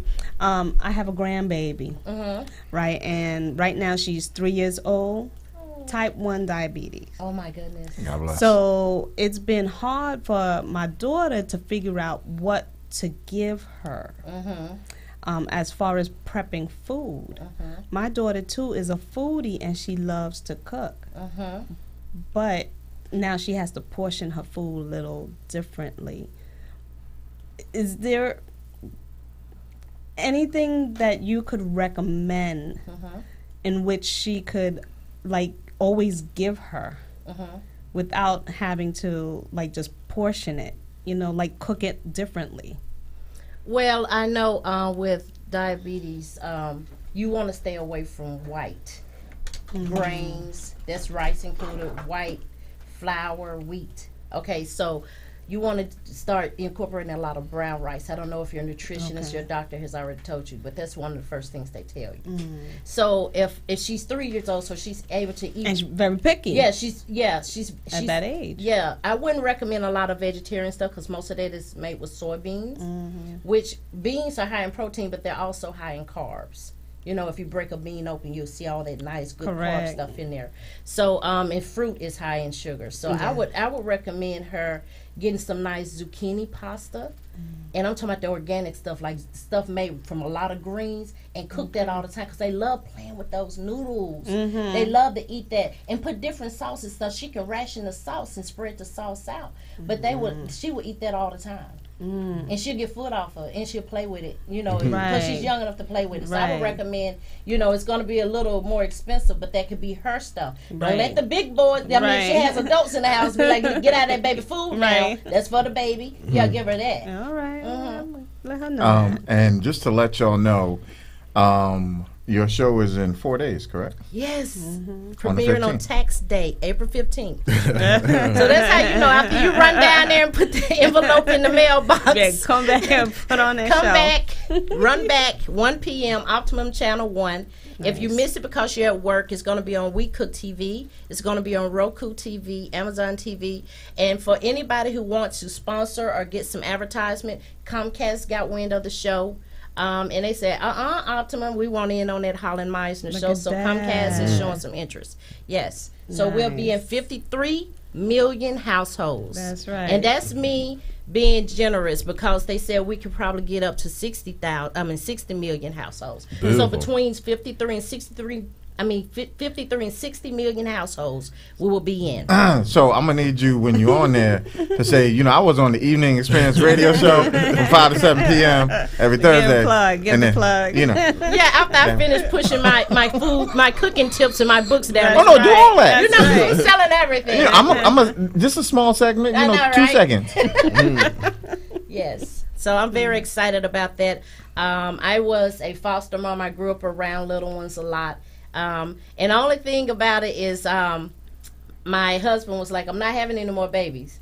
So if you want to be a foster mother, I'm there for you, but we're not having any more babies. But I love the little ones, and we actually have books for the little ones. They're Lexile Reading 100. If you, Holland Meisner books for infants and those with developmental delays. It's at Lexile Reading Level 100, and they're in 2 languages, Black Dog, and Perro Negro in Spanish and English. So we try to, we never forget the little ones. Even though this is a big person show, you need to be an adult to cook, we always remember the little ones. Okay. What is the next? Because you seem to not only be full of life, full of vigor. You definitely are a person that knows exactly what you want, and you speak your mind to what you're producing and the things that you have out there. What's the pinnacle for Holland Meisner? Okay, I don't want to call any names again. I went to this course by a very rich African American woman, and she gives this class, and ever since I went to her class, I've been obsessed with this lady, but not in a bad way, so I won't be stalking her at her mansion. But I think that would be the pinnacle, to have my own network and to produce movies. You mean Oprah Winfrey? I don't want to say the name, see? Okay, Oprah. I'm going to say the name, Oprah Winfrey. Now I can't stalk her, she going to know it's me, that's why I want to say it. Because I be all If you see Oprah somebody in your page, like, hey, DMs, Oprah. Oprah. Oh, I have DM'd her. Hey, Oprah. But anyway. Sorry, Okay, I wasn't run gonna say Oprah. nothing. Run. She going to get you in the eye with the chicken bone. 60 million households, though. That's big. But what got me into television is before, like I said, I was doing Cooking on Time. We executive produced a movie out of California called Desiree, and it was about a foster child who was abused and finding her own way. So we put in the money and executive produced that. And when you executive produce a movie, you get no less than 25% return. So if you put in, whatever, $1, you get $1.25 back. And that was a great experience for us. And then after that, I said, you know what, I'm going for this television movie stuff. But, that's what I want to do. I don't want to call her name, but you said her name. Oprah but then Winfrey. I think that would be. Sorry, I have the biggest crush on Oprah. I'm sorry, but you gotta put it out there in the atmosphere. But I didn't want to say. I didn't want to share my crush. But it's out there now. Y'all know who it was. So. A rich woman who has her own network. I wonder who that could be.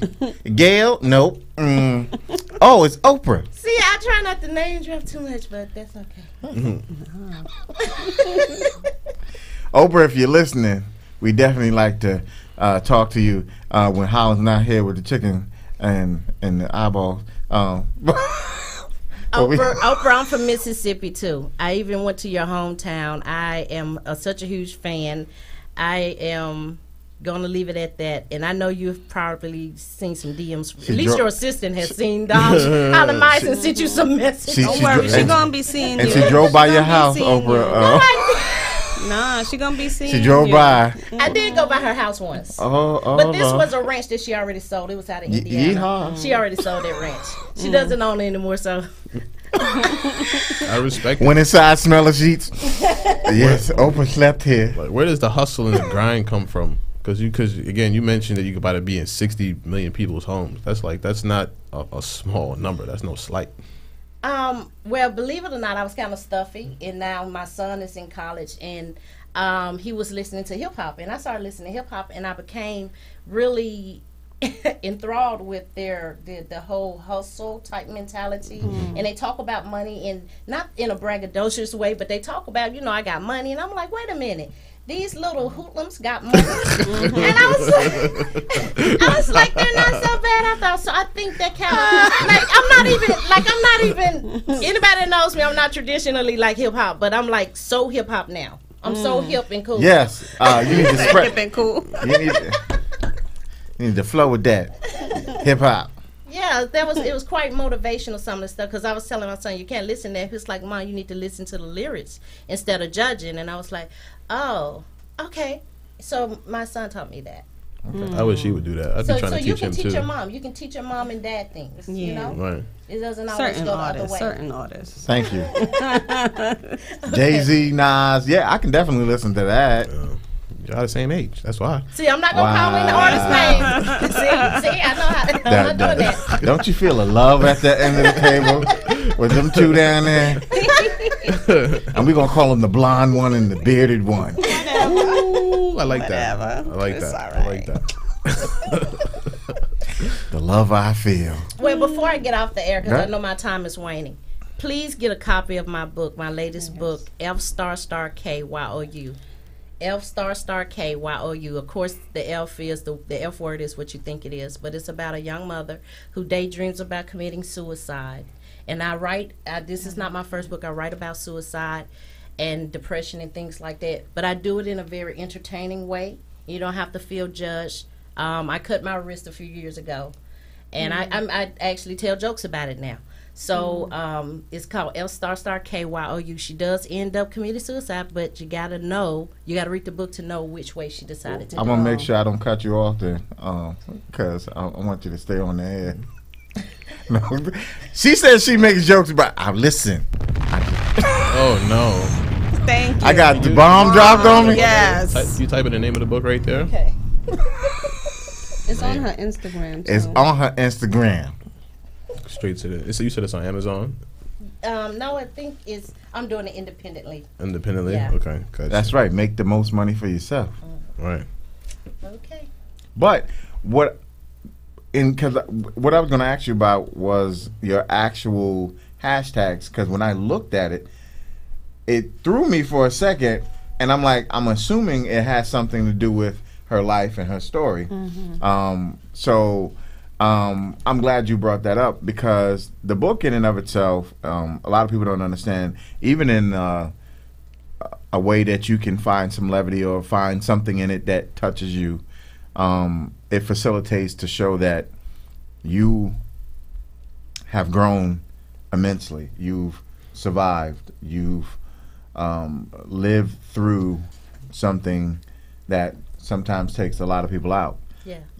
And a lot of people don't understand, and even though I don't particularly care for him, Charlamagne talks about it all the time, mental health, and people wanting to understand that depression is real. Anxiety is real. Things that we think in our community is taboo to talk about. Your mother be like, take some witch hazel and spread it on your body. You good. You're going to be all right. Like, no, I need to talk to somebody. I need, if I have a chemical imbalance, I need something that can balance me back out. But see, that's the thing with mental health. Sometimes people cannot pinpoint that. They can't pinpoint why they feel in a certain way. Correct. So they just go through it by themselves. So sometimes it's up to us as the community to see a change, especially when it comes to young kids, to see a change in their demeanor and ask them what's going on and stay with them and keep talking, and and eventually it's going to come out and they're going to be like, that's why I'm feeling that way. Right. So Chuck, is there anything you want to tell us? He does look depressed. Yeah. Is everything okay? Speaking about that, do you have any cookbooks or recipes? I'm asking for. My mom wants to know if you have that so she could cook some meals. Tell her I don't actually have recipes. I have cooking tips in my books. Okay. But tell her the Holla Meisner show is on in 4 days. Hello. Yes. Follow that. Yeah, follow that. Yeah, because she just made Cook some shrimp along with pasta. her. It was beautiful. So yeah. Oh my goodness, I love shrimp. Yeah. Yes. All I'm gonna say is, and you're gonna think this is actual facts. How I found Miss Meisner is literally, Did I flirt with you? Yes. I did flirt with you. I was. No, because I like big guys. Because I Mac 357. Hold on. And I probably told Mac. Maybe I said, we look, got to step out this Look, room. I said, Mac, what I say to you? Hold on. Because I didn't realize. Can I it. feed Wait. you? But hold on. Yeah. Oh, and he said yeah. He said yeah too. Damn, Skippy, I'm hungry. Yeah. Listen. No, he did. He blew me off. But Yeah. hold on. But the funniest thing is, this is the funniest thing. I was doing a live. She just popped in the room. Yeah. She wasn't following me or anything else. She just popped in the room, and Corporal AK was on, and we were talking craziness because Corp is doing what he does. He's just a nut, and she facilitated started to talk about, I have a cooking show, and I'm like, okay, cool. And of course my boy was getting lifted on that my live good stuff, that green stuff. No. That Anyway, beautiful, anywho, beautiful stuff. and when we talk about that, we ain't talking about that. And she said she makes pasta that is made out of cannabis. And I was Lit. like, what? Yeah. I was like, and she said, and the sauce too, and it tastes good, and doesn't.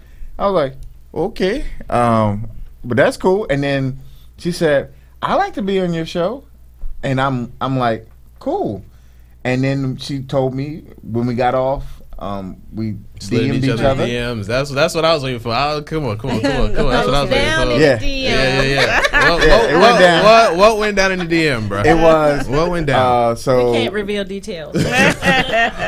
Oh, yeah. Yeah. You always want to talk about Sure. me. You always want to talk about me. Come on, man. It's CPT. It's live. It's we live. all we got. It's live right now. I ain't gonna tell y'all what that CBT stands for. Anyway, I said to her that, you know, so what do you do? And then she told me about her show and all the stuff. I was like, oh, heck yeah, we got to have you on. I said, well, I can have you on next week. She was like, no, my show's on the 15th. I need to be on this week's show. I was like, okay, cool. So let's do it. And that's why she's here. I want to say that someone who is passionate about what they do, enjoys what they do, they're people that I want to have here, because she's an incredible woman who's done a lot in life, been through a lot in life, and because I definitely went into her page and I looked and I saw the books and I saw, you know, the picture for the actual show where you were standing there with the Takis was sitting on the table. That's right. And you were at the actual. She was doing a segment. And I was like, wow, I definitely have to have her, which is why she's here. And like I said, I get hit up 1,000. I got hit up before I was even driving into the show. Somebody's like, yo, did you listen to my track already? I'm like, yeah, I'm going to this. You know, I'm going on air in a few, so I'm going to have to get back to you. But I'm definitely going to do that. And so that's why she's here today. So I want to tell you, this incredible guest is here because of the fact that she had a story to tell. Making moves. She's definitely making a lot of moves. Big moves. She's going to be in 60 million people's homes. So take the opportunity to watch an incredible show, get those cooking tips, and make your food a lot better, because some of y'all sitting at home making that stuff y'all make every night, and it ain't taste good. Just putting it out there. So y'all need some help, some seasoning, something. And for those people who like to put raisins in their potato salad, we talking to you. We definitely talking to you. Wait, what? Raisins? Would you put raisins in potatoes? No, it wasn't me. That's not the brother. I wasn't talking to the brother. I was talking to the other. All right. Raisins in potato salad. Yeah, I've seen that. And carrots. And what? Yes, and carrots. Vegetables. And Veggies. Yes, it has to taste good. Nah, brother, that ain't the way to flow. But so just to let y'all know that this incredible woman is doing incredible things. So be on the lookout for all of the things that she has going on, and then some. She is definitely one you want to pay attention to. She's putting her stamp on Hollywood. Oprah, she's gonna find you. She's gonna be looking for you. And Wendy, stop drinking and do your thing. Get that divorce. Nah, she now I gotta join in. When she passed out on TV, bro. Apparently. Bro, that was funny. I'm sorry. That was mad funny. It was funny. I'm sorry. Yes, I love our board operator. I tried to hold back, but nah, yeah. She looked like she seen a ghost. She saw the ghost of Christmas past. But anywho, we keep it in 100 right here on the Evening Experience. Yeah. Colin, when the show's about to drop, please definitely forward us all the links that's possible, all the information, so we could put it up on the Evening Experience page. Yeah. And so that people could just go ahead and, tune in. No excuse why they can't, because if they're following us, they're going to get you, and, so make sure you send us everything that people need to have no excuse to follow that show. Thank you. Because I'm looking forward to it. Yes, April 15th. So that's in 4 days. Optimum Channel 1. Again, Amazon TV, We Cook TV, Roku TV. So we're just starting out, but we're trying to make sure that we are there. Yes. All right. Thank you for having me. And once again, this is Holland Meisner. You're going to see Cooking with Holland. And it's going to be a great time had by all. Like I said, Food Network, you need to step your game up and get Holland on there.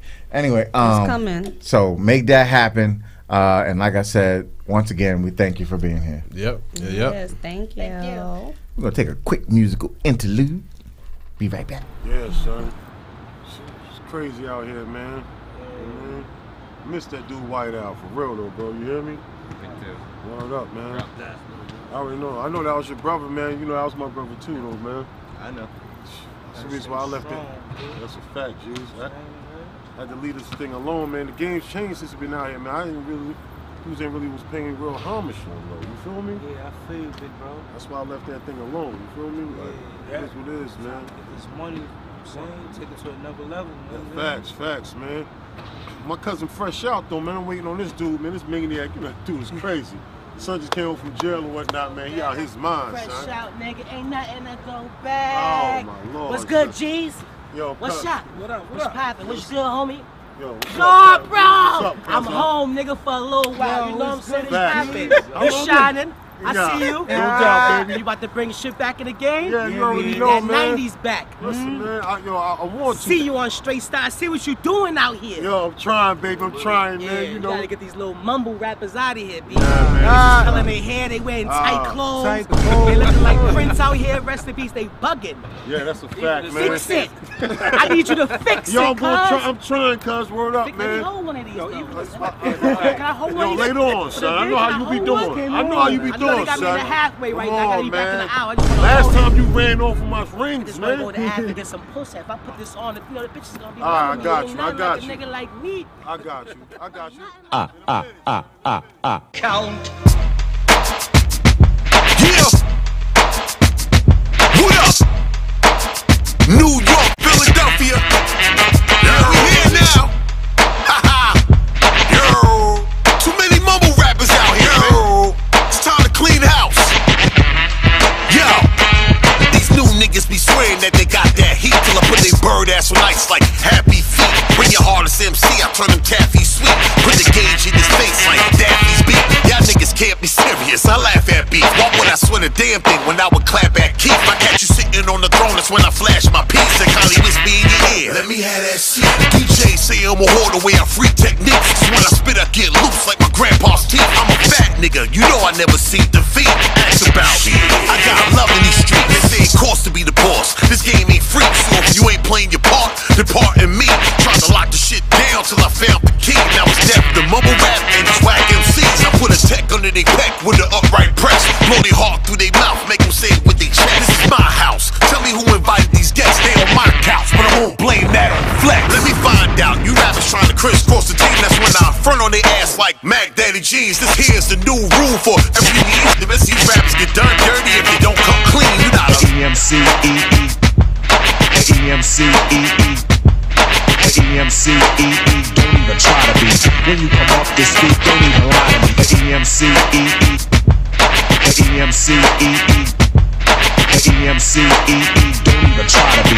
When you come off this beat, don't even lie to me. These hating niggas is ducks, they be quacking me up. Mandalay great, White Owl was backing me up. On the cover of Straight Stuntin' Mag about the erupt. Had a dream, needed $1, so your boy went buck. Now I was lost in that storm, but when that lightning struck and hit that battery in my back, nigga, I charged back up. Now you can catch me on the block with my boy Cold Crush. The D-Rush, shit get royal, how the drugs go flush. The next day I'm on the block with the 4-pound tuck, ready to exercise my right to get my weight back up. You got that ice in that cream, I'm on the back of your truck. Run in your crib and get that work like a battle of lungs. Two things that I don't give is up and fuck. So when you get that shit backwards, I will fuck you up. So please run toward me like you chemically imbalanced. This 4-pound will make you do the get out challenge. Lonzo Ball said Nas ain't hot. Fuck you talking out. Dad Eddie rap he like. Bring the coffins out. Next time he cross that line, shit I'ma cross him out. Gem star, stretch his smile. Give him the dolphin mouth. I'm Homer Simpson with these bars. Rappers I duck from out. I try to put a bug in your ear. You said I'm bugging out. Well now you know who I be and what the buzz about. Snail just came out of his shell and we can slug it out. EMCEE. EMCEE. EMCEE. Don't even try to be. When you come off this beat, don't even lie to me. EMCEE. EMCEE. EMCEE. Don't even try to be. When you come off this beat, don't even lie to me.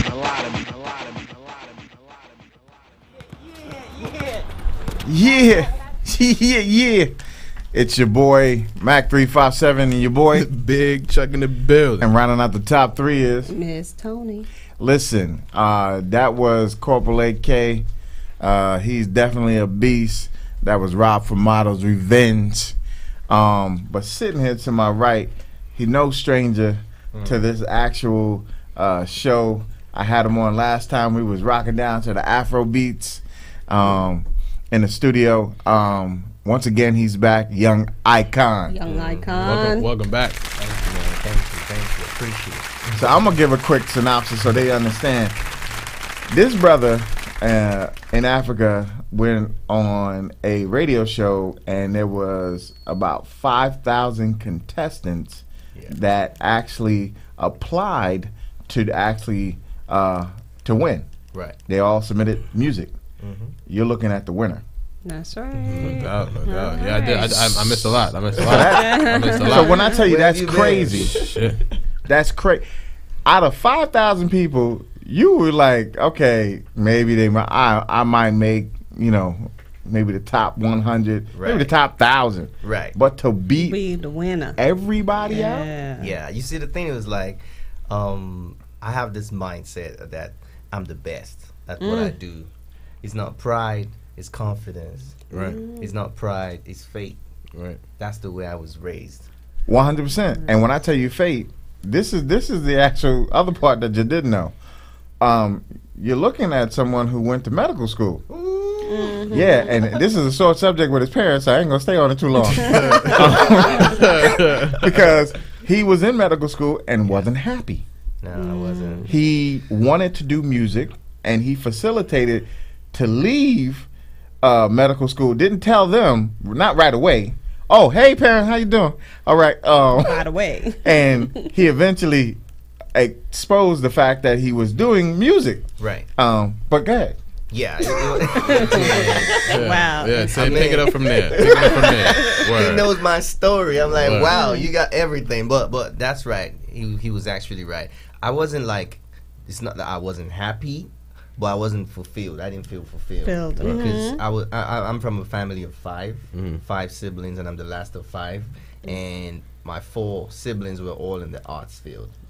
One studied theater arts, the other one studied linguistics, one studied law. So they were all in arts. So luckily, I was the only person that was science inclined.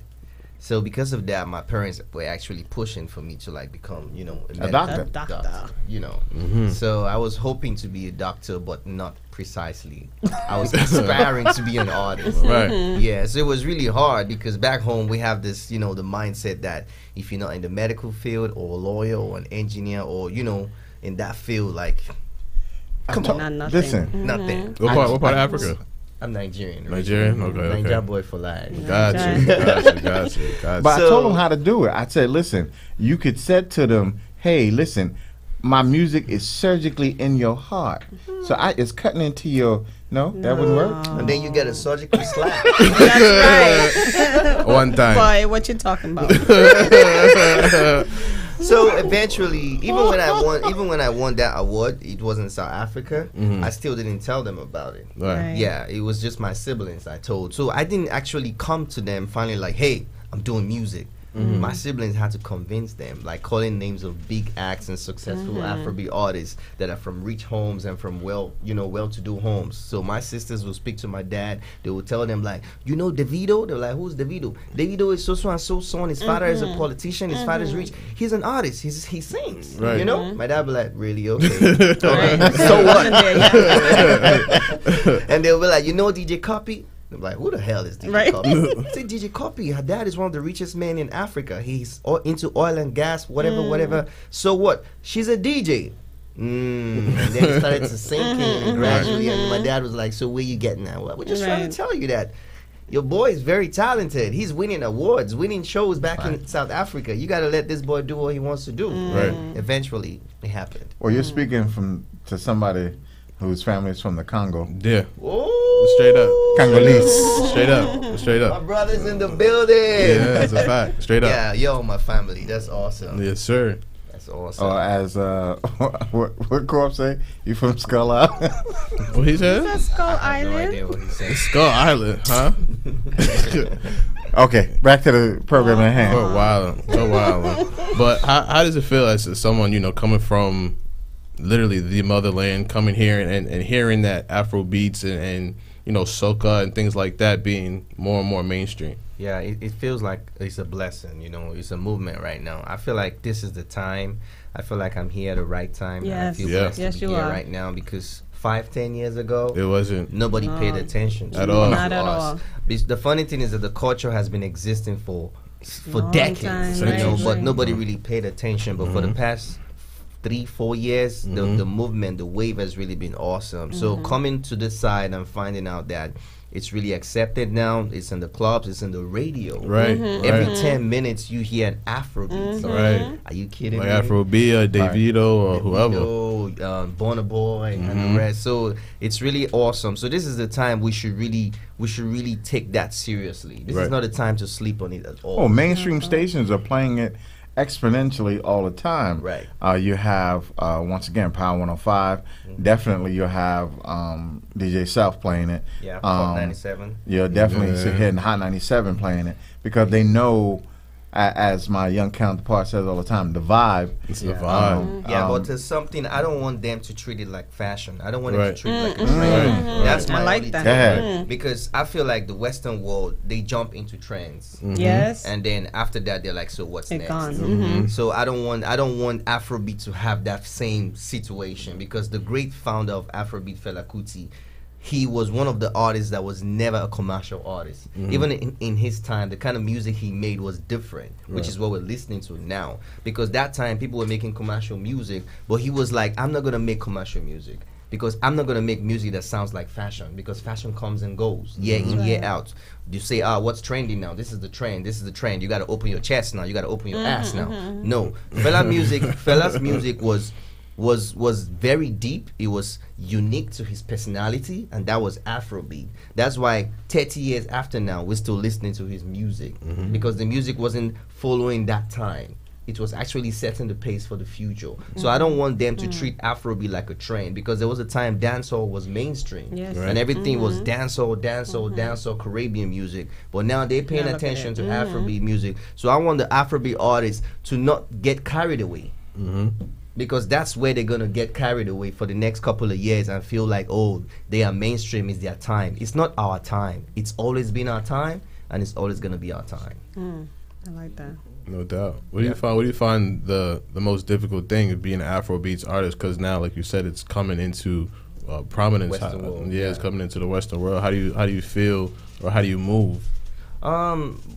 Speaking about difficulty, I think one of the most difficult part is owning your culture. Right. Yeah, because that's what's really happening right now. It seems like we're losing the culture, because we're being carried away by the trend, like I said before. Right. So the Afrobeat artists that are based here, to an extent, they're doing they're getting more relaxed and giving these people the culture. Right. I'm all for keeping your culture. I'm not saying you shouldn't do my music. Do my music, but respect it. Right, for sure. So that's it. And on that note, what we're going to do right now is take and show you why he is an Afrobeats artist. We're going to play his video. Introduce it for us. It's one of the songs I released late last year. It's called Something Like, and a lot of people really love that song here and back home. So it's Timani, Something Like. Hey. Baby. Young guy, young. Something for you, something for you, something for you, something for you, something for you, something for you, something for you.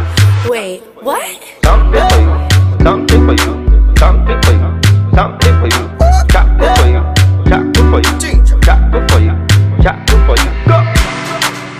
Baby, come give me something. Baby, I say make you come give me something. Honey, if not cash you want, baby, or if not card you want, ready? Baby, stop all the front then. Hey. I know say you want what I'm wanting. That's right. Hey. The way you give me iron, you rock a pass. I see ya. Now you gonna look for me the other side, baby. You want to go? You want to go? You want to go? Can't barata, baby. You want to go? You want to go? You want to go? You can't pass a go, baby. You want to go? You want to go? You want to go?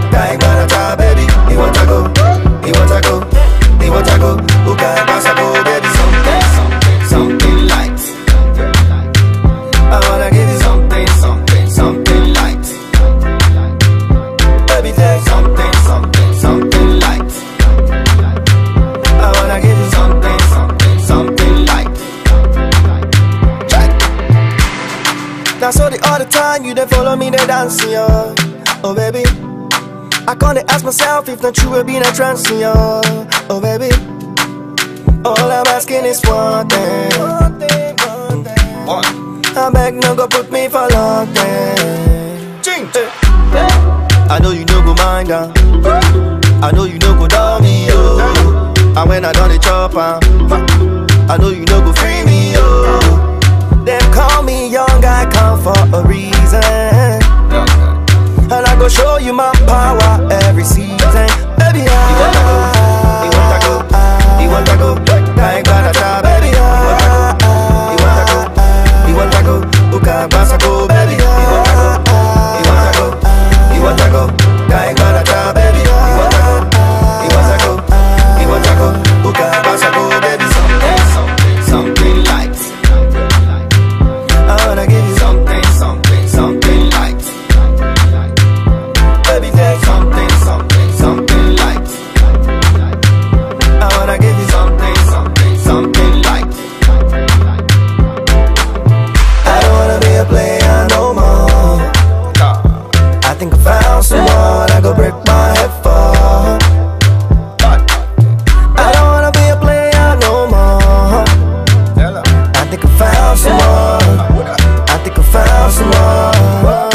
Baby, something like. Baby, something like. Baby, something like. Baby, something like. Something like. Remember the man with the zero. Something like.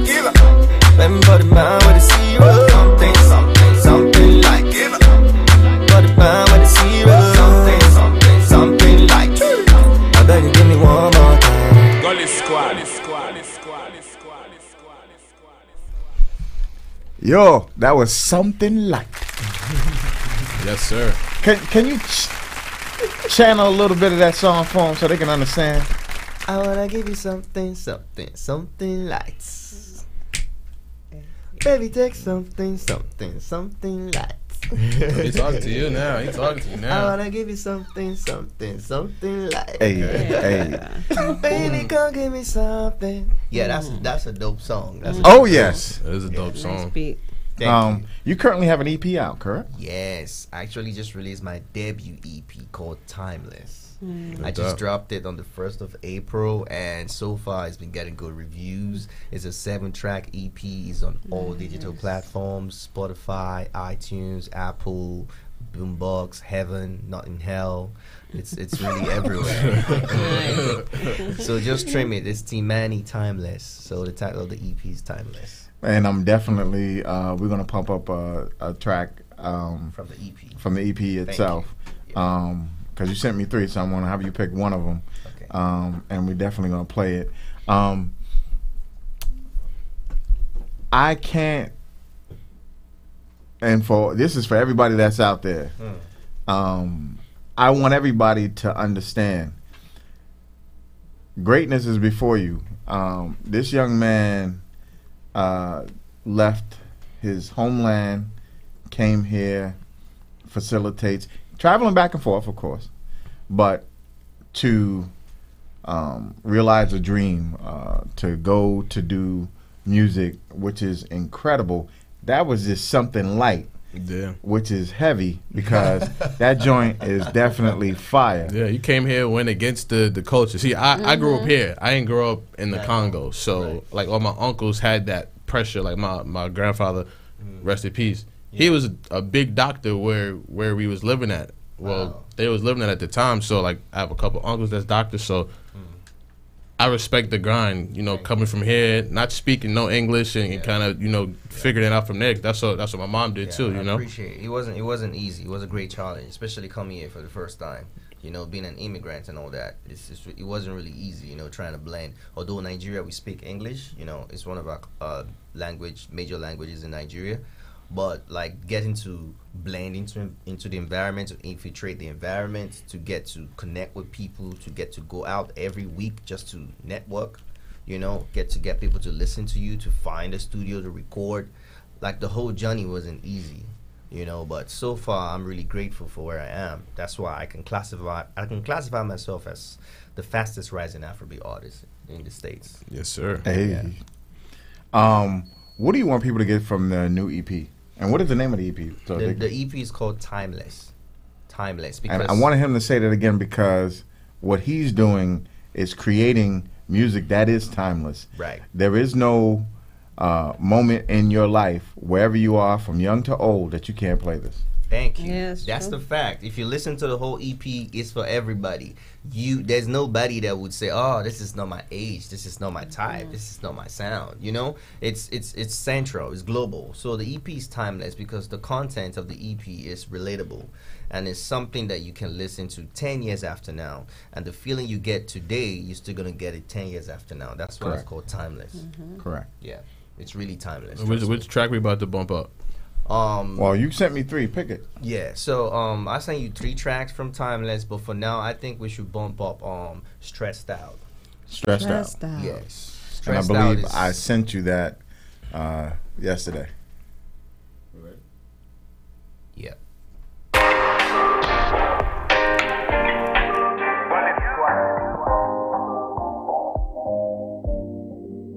Young Icon.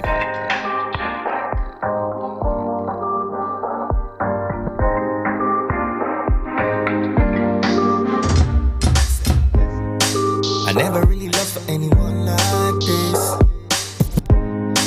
I never really fought for anyone like this. The way I feel like dying when you're leaving me. I hope I make it through the night. Girl, I'm really stressed out, and I know go fit to love, I know go make my baby. Anytime you walk out, you realize in my body want to shut down. When you come down, and they try to put my heart inside my chest back. But when you get mad, you realize in my body want to shut down. Pasa, pasa, baby. Why you pasa, pasa, baby? Pasa, pasa, baby. Why you pasa, pasa, baby? Pasa, pasa, baby. Why you pasa, pasa, baby? Pasa, pasa, baby. Why you pasa, pasa, baby? Stressed out. I never see this kind of love, I'm stressed out. Anytime you walk out, you realize in my body want to shut down. Stressed out. I never see this kind of love, I'm stressed out. Anytime you walk out, you realize in my body want to shut down. Sometimes I know I can be so selfish, so selfish.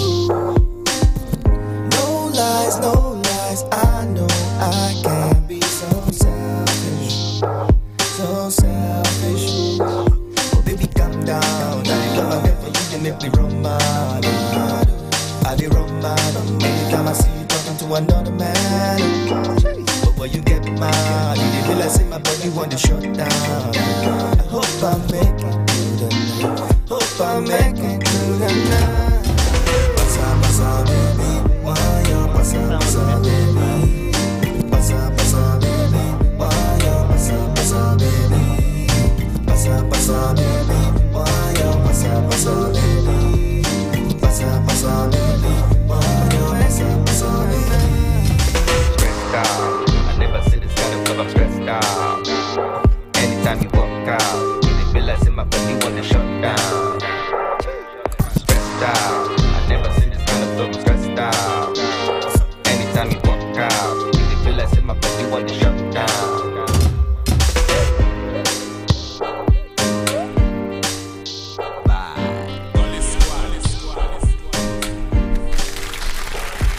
Yo, that's the one you heard right here.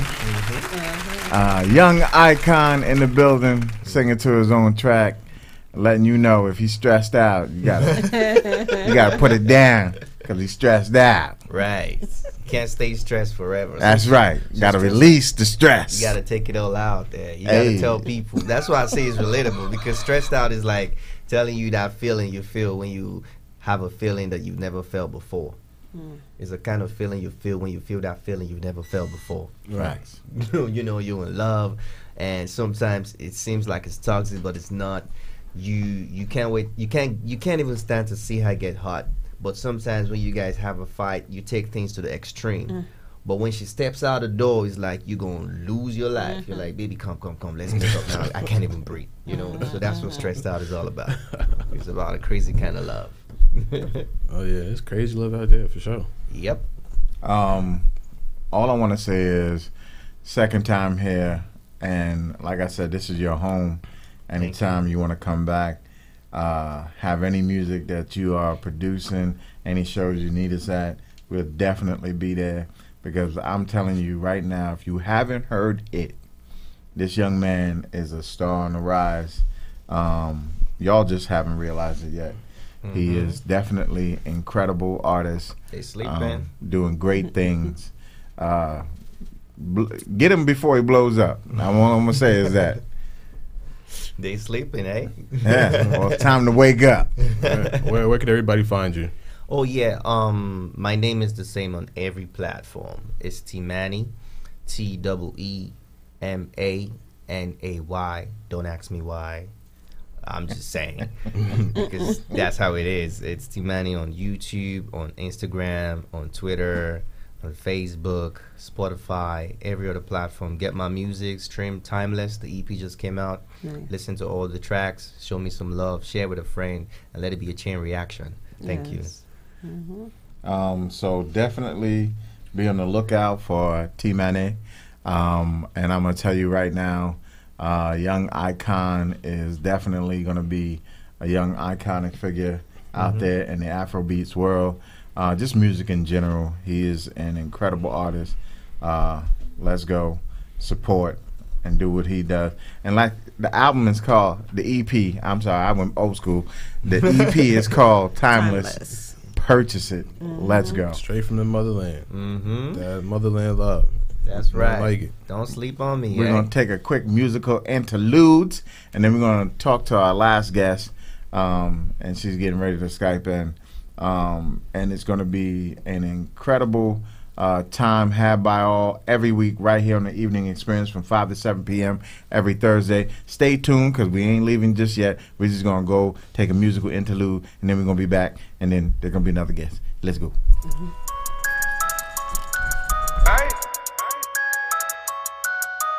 Back against the wall, but I'll pull up in your face. Down 25, I'm the comeback king. Who said big nothing killing 2019? Serve a nigga class before the school bell ring. Down for the cause, but I'm not down for the bullshit. Niggas act tough, round the ones who they got pulled with. Funeral ready, like the day he took his school pick. I am not the one to come around and fake cool with. I'm a real boss, keep the A-ball by the pool stick. Tryna fly to Cali, living room, got a pool in it. All this money coming in, I don't know what to do with it. You can bring your friends but no phones if you cool with it. She said no, if you kill it every time, I'm a fool with it. Shit is off the charts, so it's nothing they could do with me. Glizzy on my neck like a toe, cause it might pull your bitch. Had to pay the cost to be the boss, and I'm cool with it. Need them 3-pointers, no flex, whole cruelin'. 4G auto rims on the Benz, I'm talking 2 drip. Wait until the roof peel back, I'm on some new shit. Niggas saying who fell off, I'm calling bullshit. Back against the wall, but I'll pull up in your face. Down 25, I'm the comeback king. Who said big nothing killing 2019? Serve a nigga class before the school bell ring. Down for the cause, but I'm not down for the bullshit. Niggas act tough, round the ones who they got pulled with. Funeral ready, like the day he took his school pick. I am not the one to come around and fake cool with. I'm a real boss, keep the A-ball by the pool stick. Tryna fly to Cali, living room, got a pool in it. All this money coming in, I don't know what to do with it. You can bring your friends but no phones if you cool with it. She said nothing, bounce right back, you don't stand still. I've been counting paper all night, had them bands filled. Comparing us to them, or turn us to a landslide. Mac put the plays in, no if he too damn fly. I got all my chains on, duck, it might blind your eyes. I've been on the humble, knowing I'm that fucking guy. Down 25, but I might pull up in your face. Trying to cash a check before I had to catch a case. Back against the wall, but I'll pull up in your face. Down Down 25, I'm the comeback king. Who said big nothing killing 2019? Serve a nigga class before the school bell ring.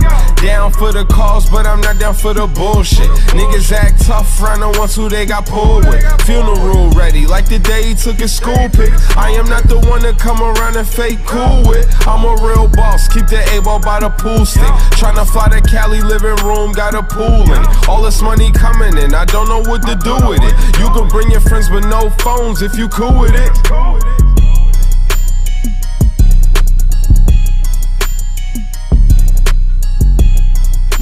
Come on, yes. Okay, just to let you know, there is an incredible actress that is currently online with us. Her name is Janique Bennett. She is a star of stage. She is a star of movies. She is doing it all. I've seen her in the action roles. She does it all. So she's definitely doing incredible things, and which is why she's currently on Skype with us. We're going to be getting a picture up momentarily where you can actually see her. But I know she can hear me. So we want to say thank you and welcome. Thank you for having me. Hey, girl. Welcome. Hey. So that's Big Chuck and Miss Tony that's in the building. Hey, so you can see me now. There she is. There she goes. Okay, she was there. Am I gone again? We got you back. We got you back. All right. Okay, I said Janique Bennett, but she's going to play Jade the Warrior. But, so what got you first and foremost started with acting? Like, where did the buzz come from? Where did that fever come from? Well, it's kind of like one of those things where, I started acting in drama school in Germany, and Germany. Oh, okay. Yeah, I grew up in Germany. Ich spreche für Deutsch als Kleines, wunderbar. Yeah, boy. Yeah, my dad was military. Okay. And so yeah, I started school there, and being in Germany, it's a little bit different. Like whenever you go, you have like little classes or class trips. You actually go like 10 hours, like to Berlin or something. And the drama class that we ended up going to Stuttgart, and it was like over the weekend, and you had people that you stayed with, and it was like a whole showcase kind of thing, and that's pretty much where it started. Yeah, Stuttgart's the party city. If a lot of y'all don't know, that's where they have the beer fest out there in Germany. I wouldn't know anything about that. In a sense. So I've seen you, and I'm always forgetting this young man's name, Pinky from Fridays. Yo. I'm just calling him Pinky. I know he has a name. The actor that is. He is hilarious. I'm forgetting his name though. I'm gonna get it right Mr. now. Powell. Kristen, yes, Mr. Powell. Mr. Powell is definitely. You were in a play with him, correct? Not a play. I did a film with him. It was a film. Okay. Yeah. So, what was your, if you want to say, one of the biggest roles that you've currently had? Biggest, most well known. I mean, I would say most people go by Hunger Games, but I only say, because my part was so small, there's no small parts, but you really couldn't see me, so unless you knew it was me, you wouldn't know. So even though I had lines and everything, it was like, if you were Mockingjay Part 2 or Part 1, when they go to rescue Finnick, or Pita. Yes. I'm a hovercraft pilot, so it was just like a lot of chaos going on. So you see me, you hear me, but it's like so fast that you wouldn't know unless, like I said, unless you knew. Beautifully Insecure, that was my first out there lead role. And I would say, honestly, the very first role that I ever, like, I fasted throughout the whole film. Wow. Wow. Yeah. And it wasn't like a week. It was like 6 months. Wow. So, Why was that? Damn. The type of film that it was, I wanted to make sure that God used me, and wow. I didn't want any part of me to say, "Oh no, I can't do this," and because you have to become very, very vulnerable. Amen. And I was like, "Hey, I want you to use me. So this fast this is you being, using me as a vessel." Right.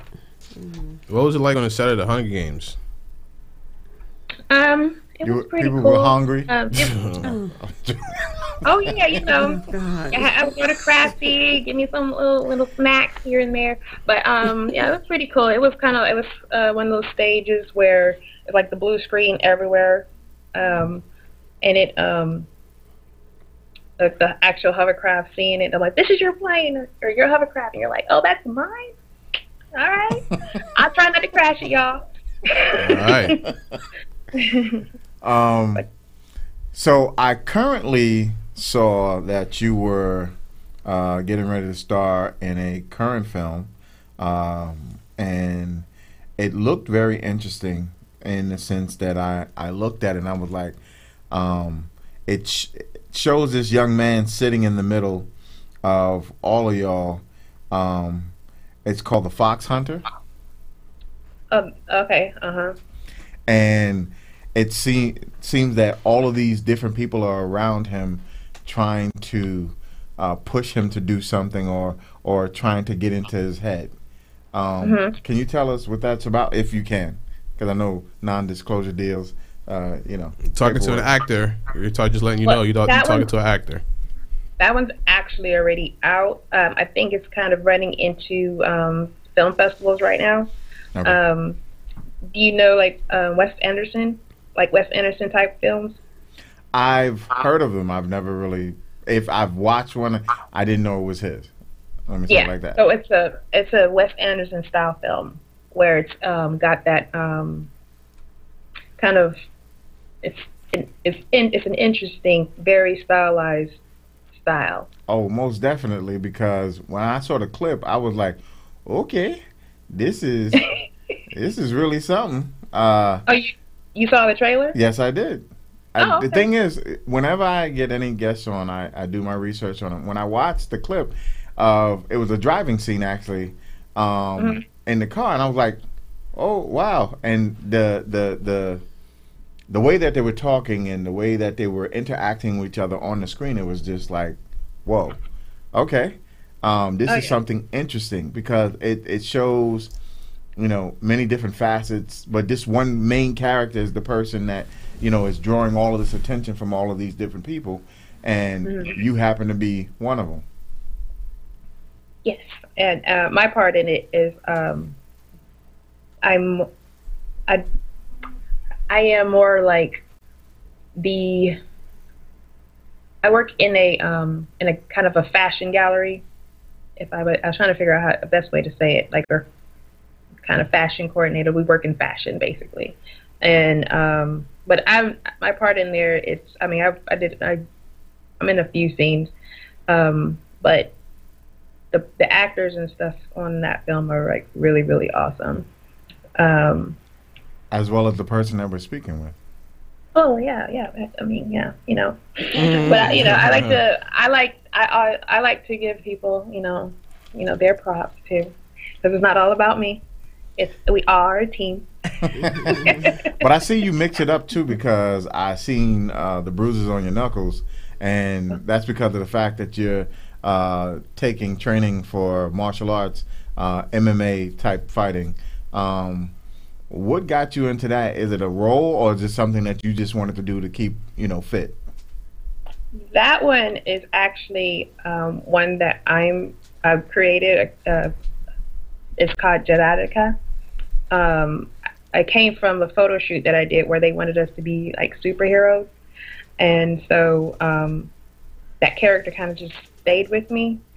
Then I kind of wrote like a couple episodes, and then I kept talking to different directors, and I was like, hey, I wrote this, and I would really like to star in this.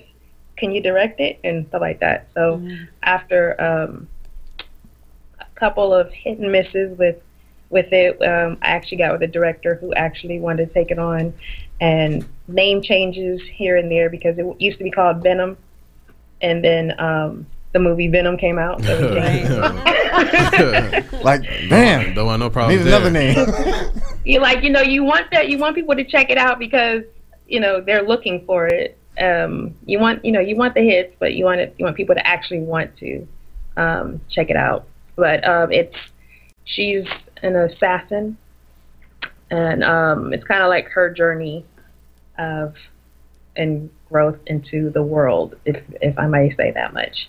Now, but yeah, is it the picture? Now I know the martial arts because I've seen the videos of you, learning how to punch and definitely getting the techniques down. But I saw also that you were in this all black leather outfit, holding a weapon. You would definitely lean down and you're in position to take someone out. Is that part of the same, or is that something different? That's where she birthed it. That's where she came from. Okay. That's where she started. Okay. That's what's up. Do you have any crazy or wild stories that have happened on set? Maybe not to you, but maybe to a castmate. I know one time, because I started off doing background work before actually getting roles.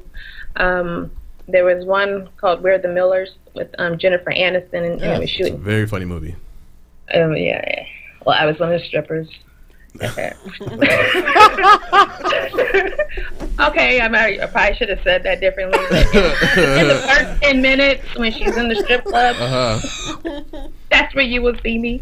But I'm going to get that movie this evening. Oh, man. But but basically, I was in the dressing room, and not just dressing, but I left holding, and because of what we had to wear, I had to wear a robe. And you had to walk across this long parking lot to where we were being held, to where set was. And somebody yelled from a distance, like, "We love you, Jen!" And I was like, I guess that's for me. They don't know I'm not Jennifer Aniston, but my name is Jen. That's funny. That's funny. Is there a specific role that you would want to get into that would be like your ultimate role? The one for Juridica, that's one, because it's one that's half the reason why I'm training, because I want to actually do and look like I belong, as opposed to, all right, stunt double. But because it's like action packed as well as drama and stuff, and I like those type of things. I have the same director I talk to all the time. I tell him, I was like, I would really like to play somebody who's like a drug addict, and he's like, why? And I was like, because like you have to do like the research, you have to understand. It's like you have so much to get into. Have you seen the Joker trailer? Yeah, for sure. Yeah, I mean, just if you look at everything that goes into that, it's like, it's wow to be able to take yourself to certain places and understand what people go through, and and then for that to reach somebody and make them say, okay, I understand what this person might actually be going through, and yeah, it's very deep stuff. But listen, no, but it definitely lends a lot to. If you saw the recent movie with Will Smith and the other characters from Marvel, not Marvel, DC, I should say. The young man who played the Joker, to me, was like top notch. Because he immersed himself in that character. He just looked crazy. He definitely fit that role up and Oh down. yeah, he's one of my favorites. But to have someone immerse themselves, like you said, get into character, is there any thing that a jewel that you could drop to someone who's an up and coming actor that would facilitate to give them an understanding of what it takes to be, in movies and film and acting? The one thing I would say is you may hear a couple no's, couple of them, but not to take it personal. To keep going if it's something that you truly like and it's not because you just want to be famous, then keep going. Because I think every no that I hear makes me want to push more, go harder. Yeah. But you have a lot of people that would say, well, I've heard like 500 no's, and I guess that's it. 501, that's it. I'm a line. But no, you should. If that's what your passion is, you should still continue, because every audition is you getting a chance to act. So act, especially if you love it, and don't try to take the easy way out by saying, "Hey, I know you. Help me get in the business," because you're, actually do the research, actually try to make a name for yourself, actually do the work, go to workshops, acting classes, and stuff like that. Okay.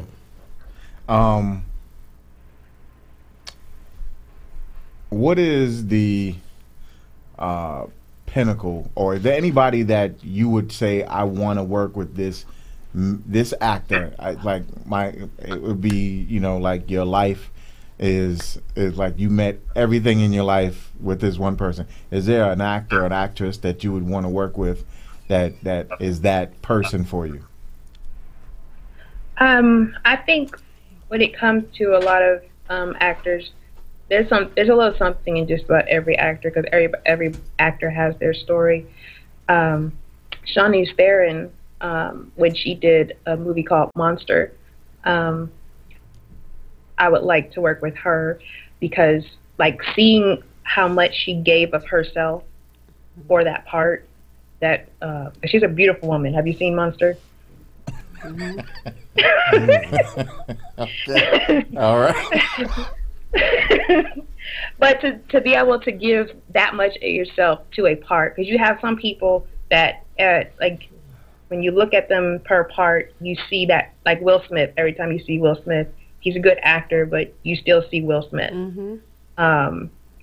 But when she did that part, I didn't see her. I saw the character, and that she brought to life there. Now Jared Leto, he's another one, the one that played the Joker. Yes.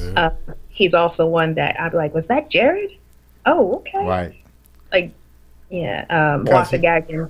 He looked like two different people, because there was a scene where they had him play like a normal person, like she was coming home to him, and it was a family thing. And when he had the Joker makeup on, whoa. Yeah. He embodied that. Yeah, that's what I like, as far as like, not saying that other actors can't or don't do that, but when I see one where I don't even know, like Johnny Depp. I mean, even though you see Johnny Depp, there was this one, I don't remember what it's called, but he's like a gangster, and I was like, that's Johnny? Was it? No, that was a different one. That was Crybaby, but I forget the name of the. I know which one you're talking about. Yeah, he played a gangster, and you literally thought it was a bank. It was a bank robbers movie. I forget the name of the movie, but yeah, he definitely embodied that. But he does all the time, especially when he plays Pirates. The Pirates, yes. All right, I'm drunk, and get me another bottle. Yeah.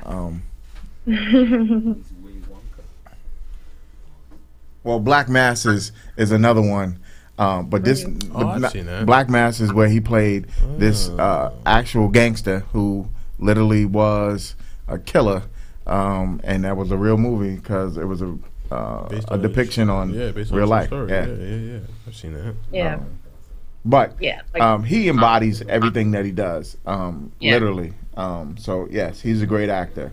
For me, and I know I'm gonna get hurt for this one. You an actor though, so you can go ahead. Who would you want to be with? I call Leonardo DiCaprio. I call him DiCaprio because every time I see him, he can't. the same. He just the same dude throughout every movie. It's like He's the I man. see you. You say that because of one reason. He's the man. Anyway, He is the man. He's saying that because of the women that's around him. He's the anyway. You saw Great for me, Gatsby. I don't like.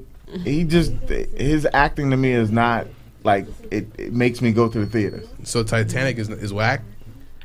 I like the think Titanic. That's how he became. Of course. Like Everybody after got that their- is like It's just the same person throughout every movie. yeah. Great Gatsby, Wolf of Wall Street. What's wrong? What? Oh, please. What? Still him. Yeah, Still boo, him. brr. What? Nah, doesn't do it for me. Yeah.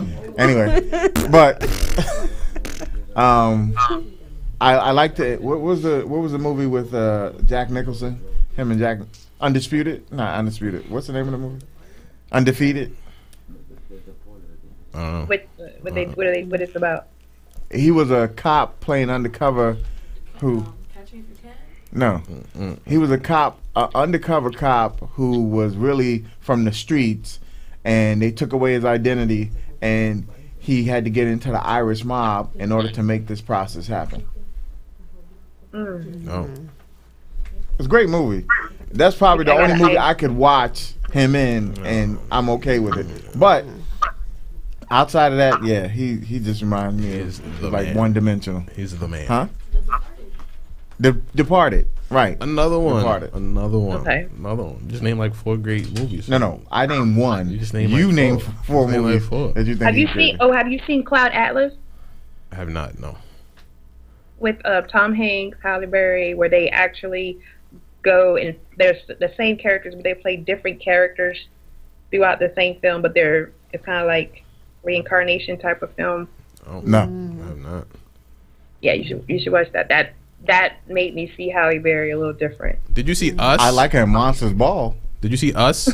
I actually didn't see Who Monsters didn't like her in Monsters Ball? I'm sorry. You But see? no, I haven't seen Us yet. Oh, okay. So I ain't gonna spoil it for you. I wanted to get Oh, that.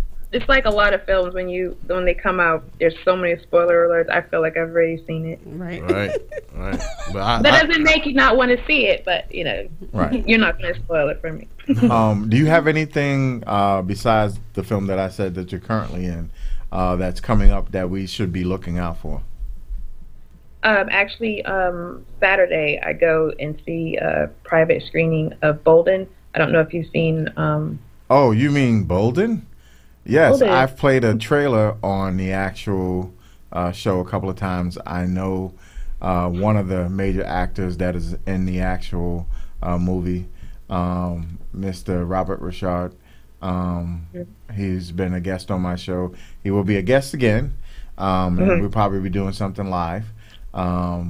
So he will be working out some stuff, but hopefully we'll have him on soon.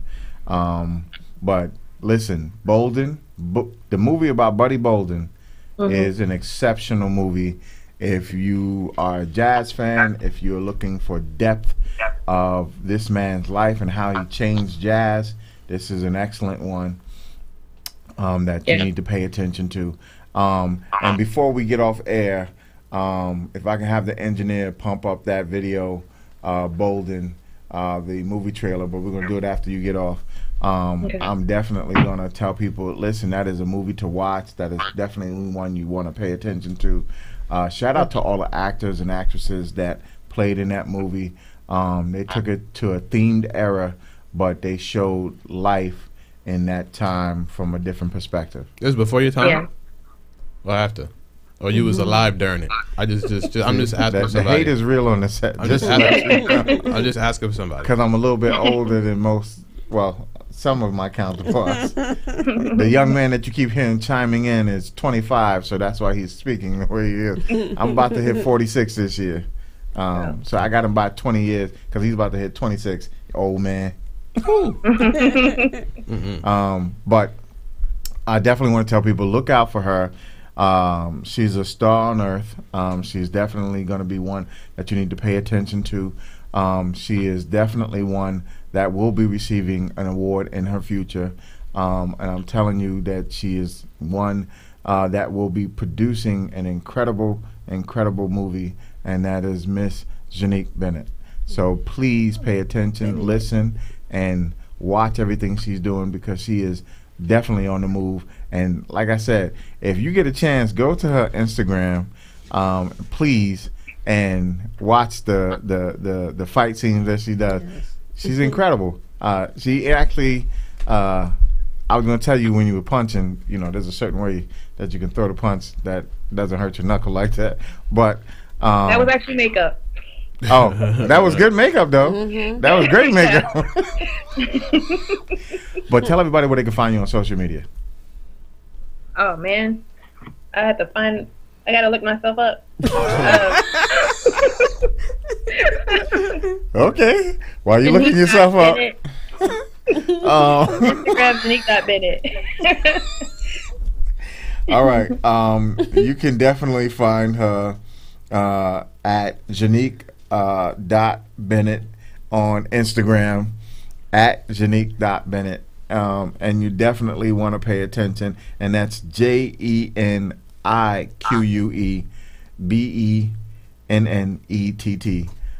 You definitely can pay attention to her, because she is definitely one that will take you on a ride. There's some shots that she had from different various movies where she looked like she's a deranged person in one, beautiful, sexy vixen in another. So she definitely embodies what she's talking about, some of the other people who's played characters that immerse themselves. Because the one she looked like she's deranged, you can definitely see, like, she took you to that place in that picture, and it was just a picture. So I can imagine. That's probably one of my drug addict ones, yeah. Yeah. Probably one of them. I don't know which one. It was one of them, though. It's one of them. I've had a couple. Pay attention to her, because she's definitely going to take you on that ride. So I want to say thank you again for being here today, taking time out of your busy schedule, and we appreciate you. Yeah. Thank you so much. All right.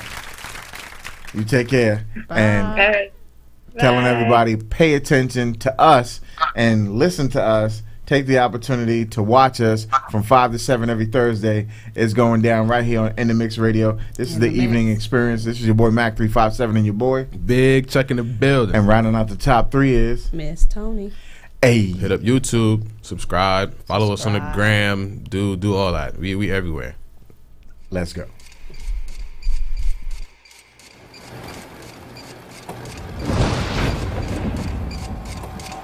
You all right down here, buddy?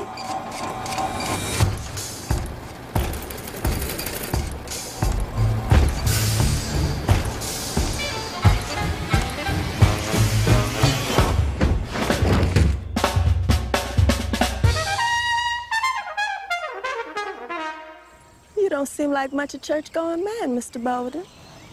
Oh, well.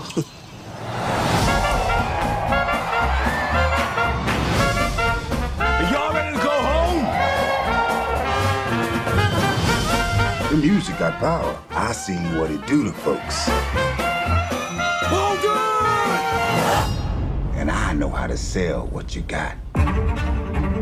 How the band's supposed to make more money if we gotta pay you? I put you in front of a white audience. They gonna have to reckon with talent. Play loud!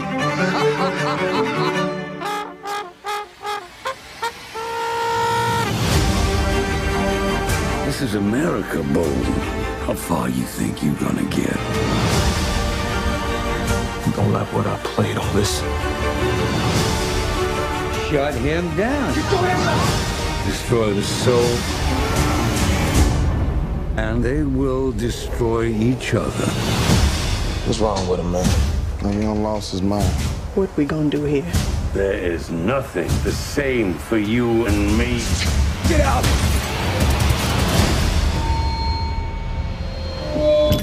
Good evening, ladies and gentlemen. I'm Mr. Armstrong. So this one's gonna go out to King Buddy Bolden, the first king of New Orleans music.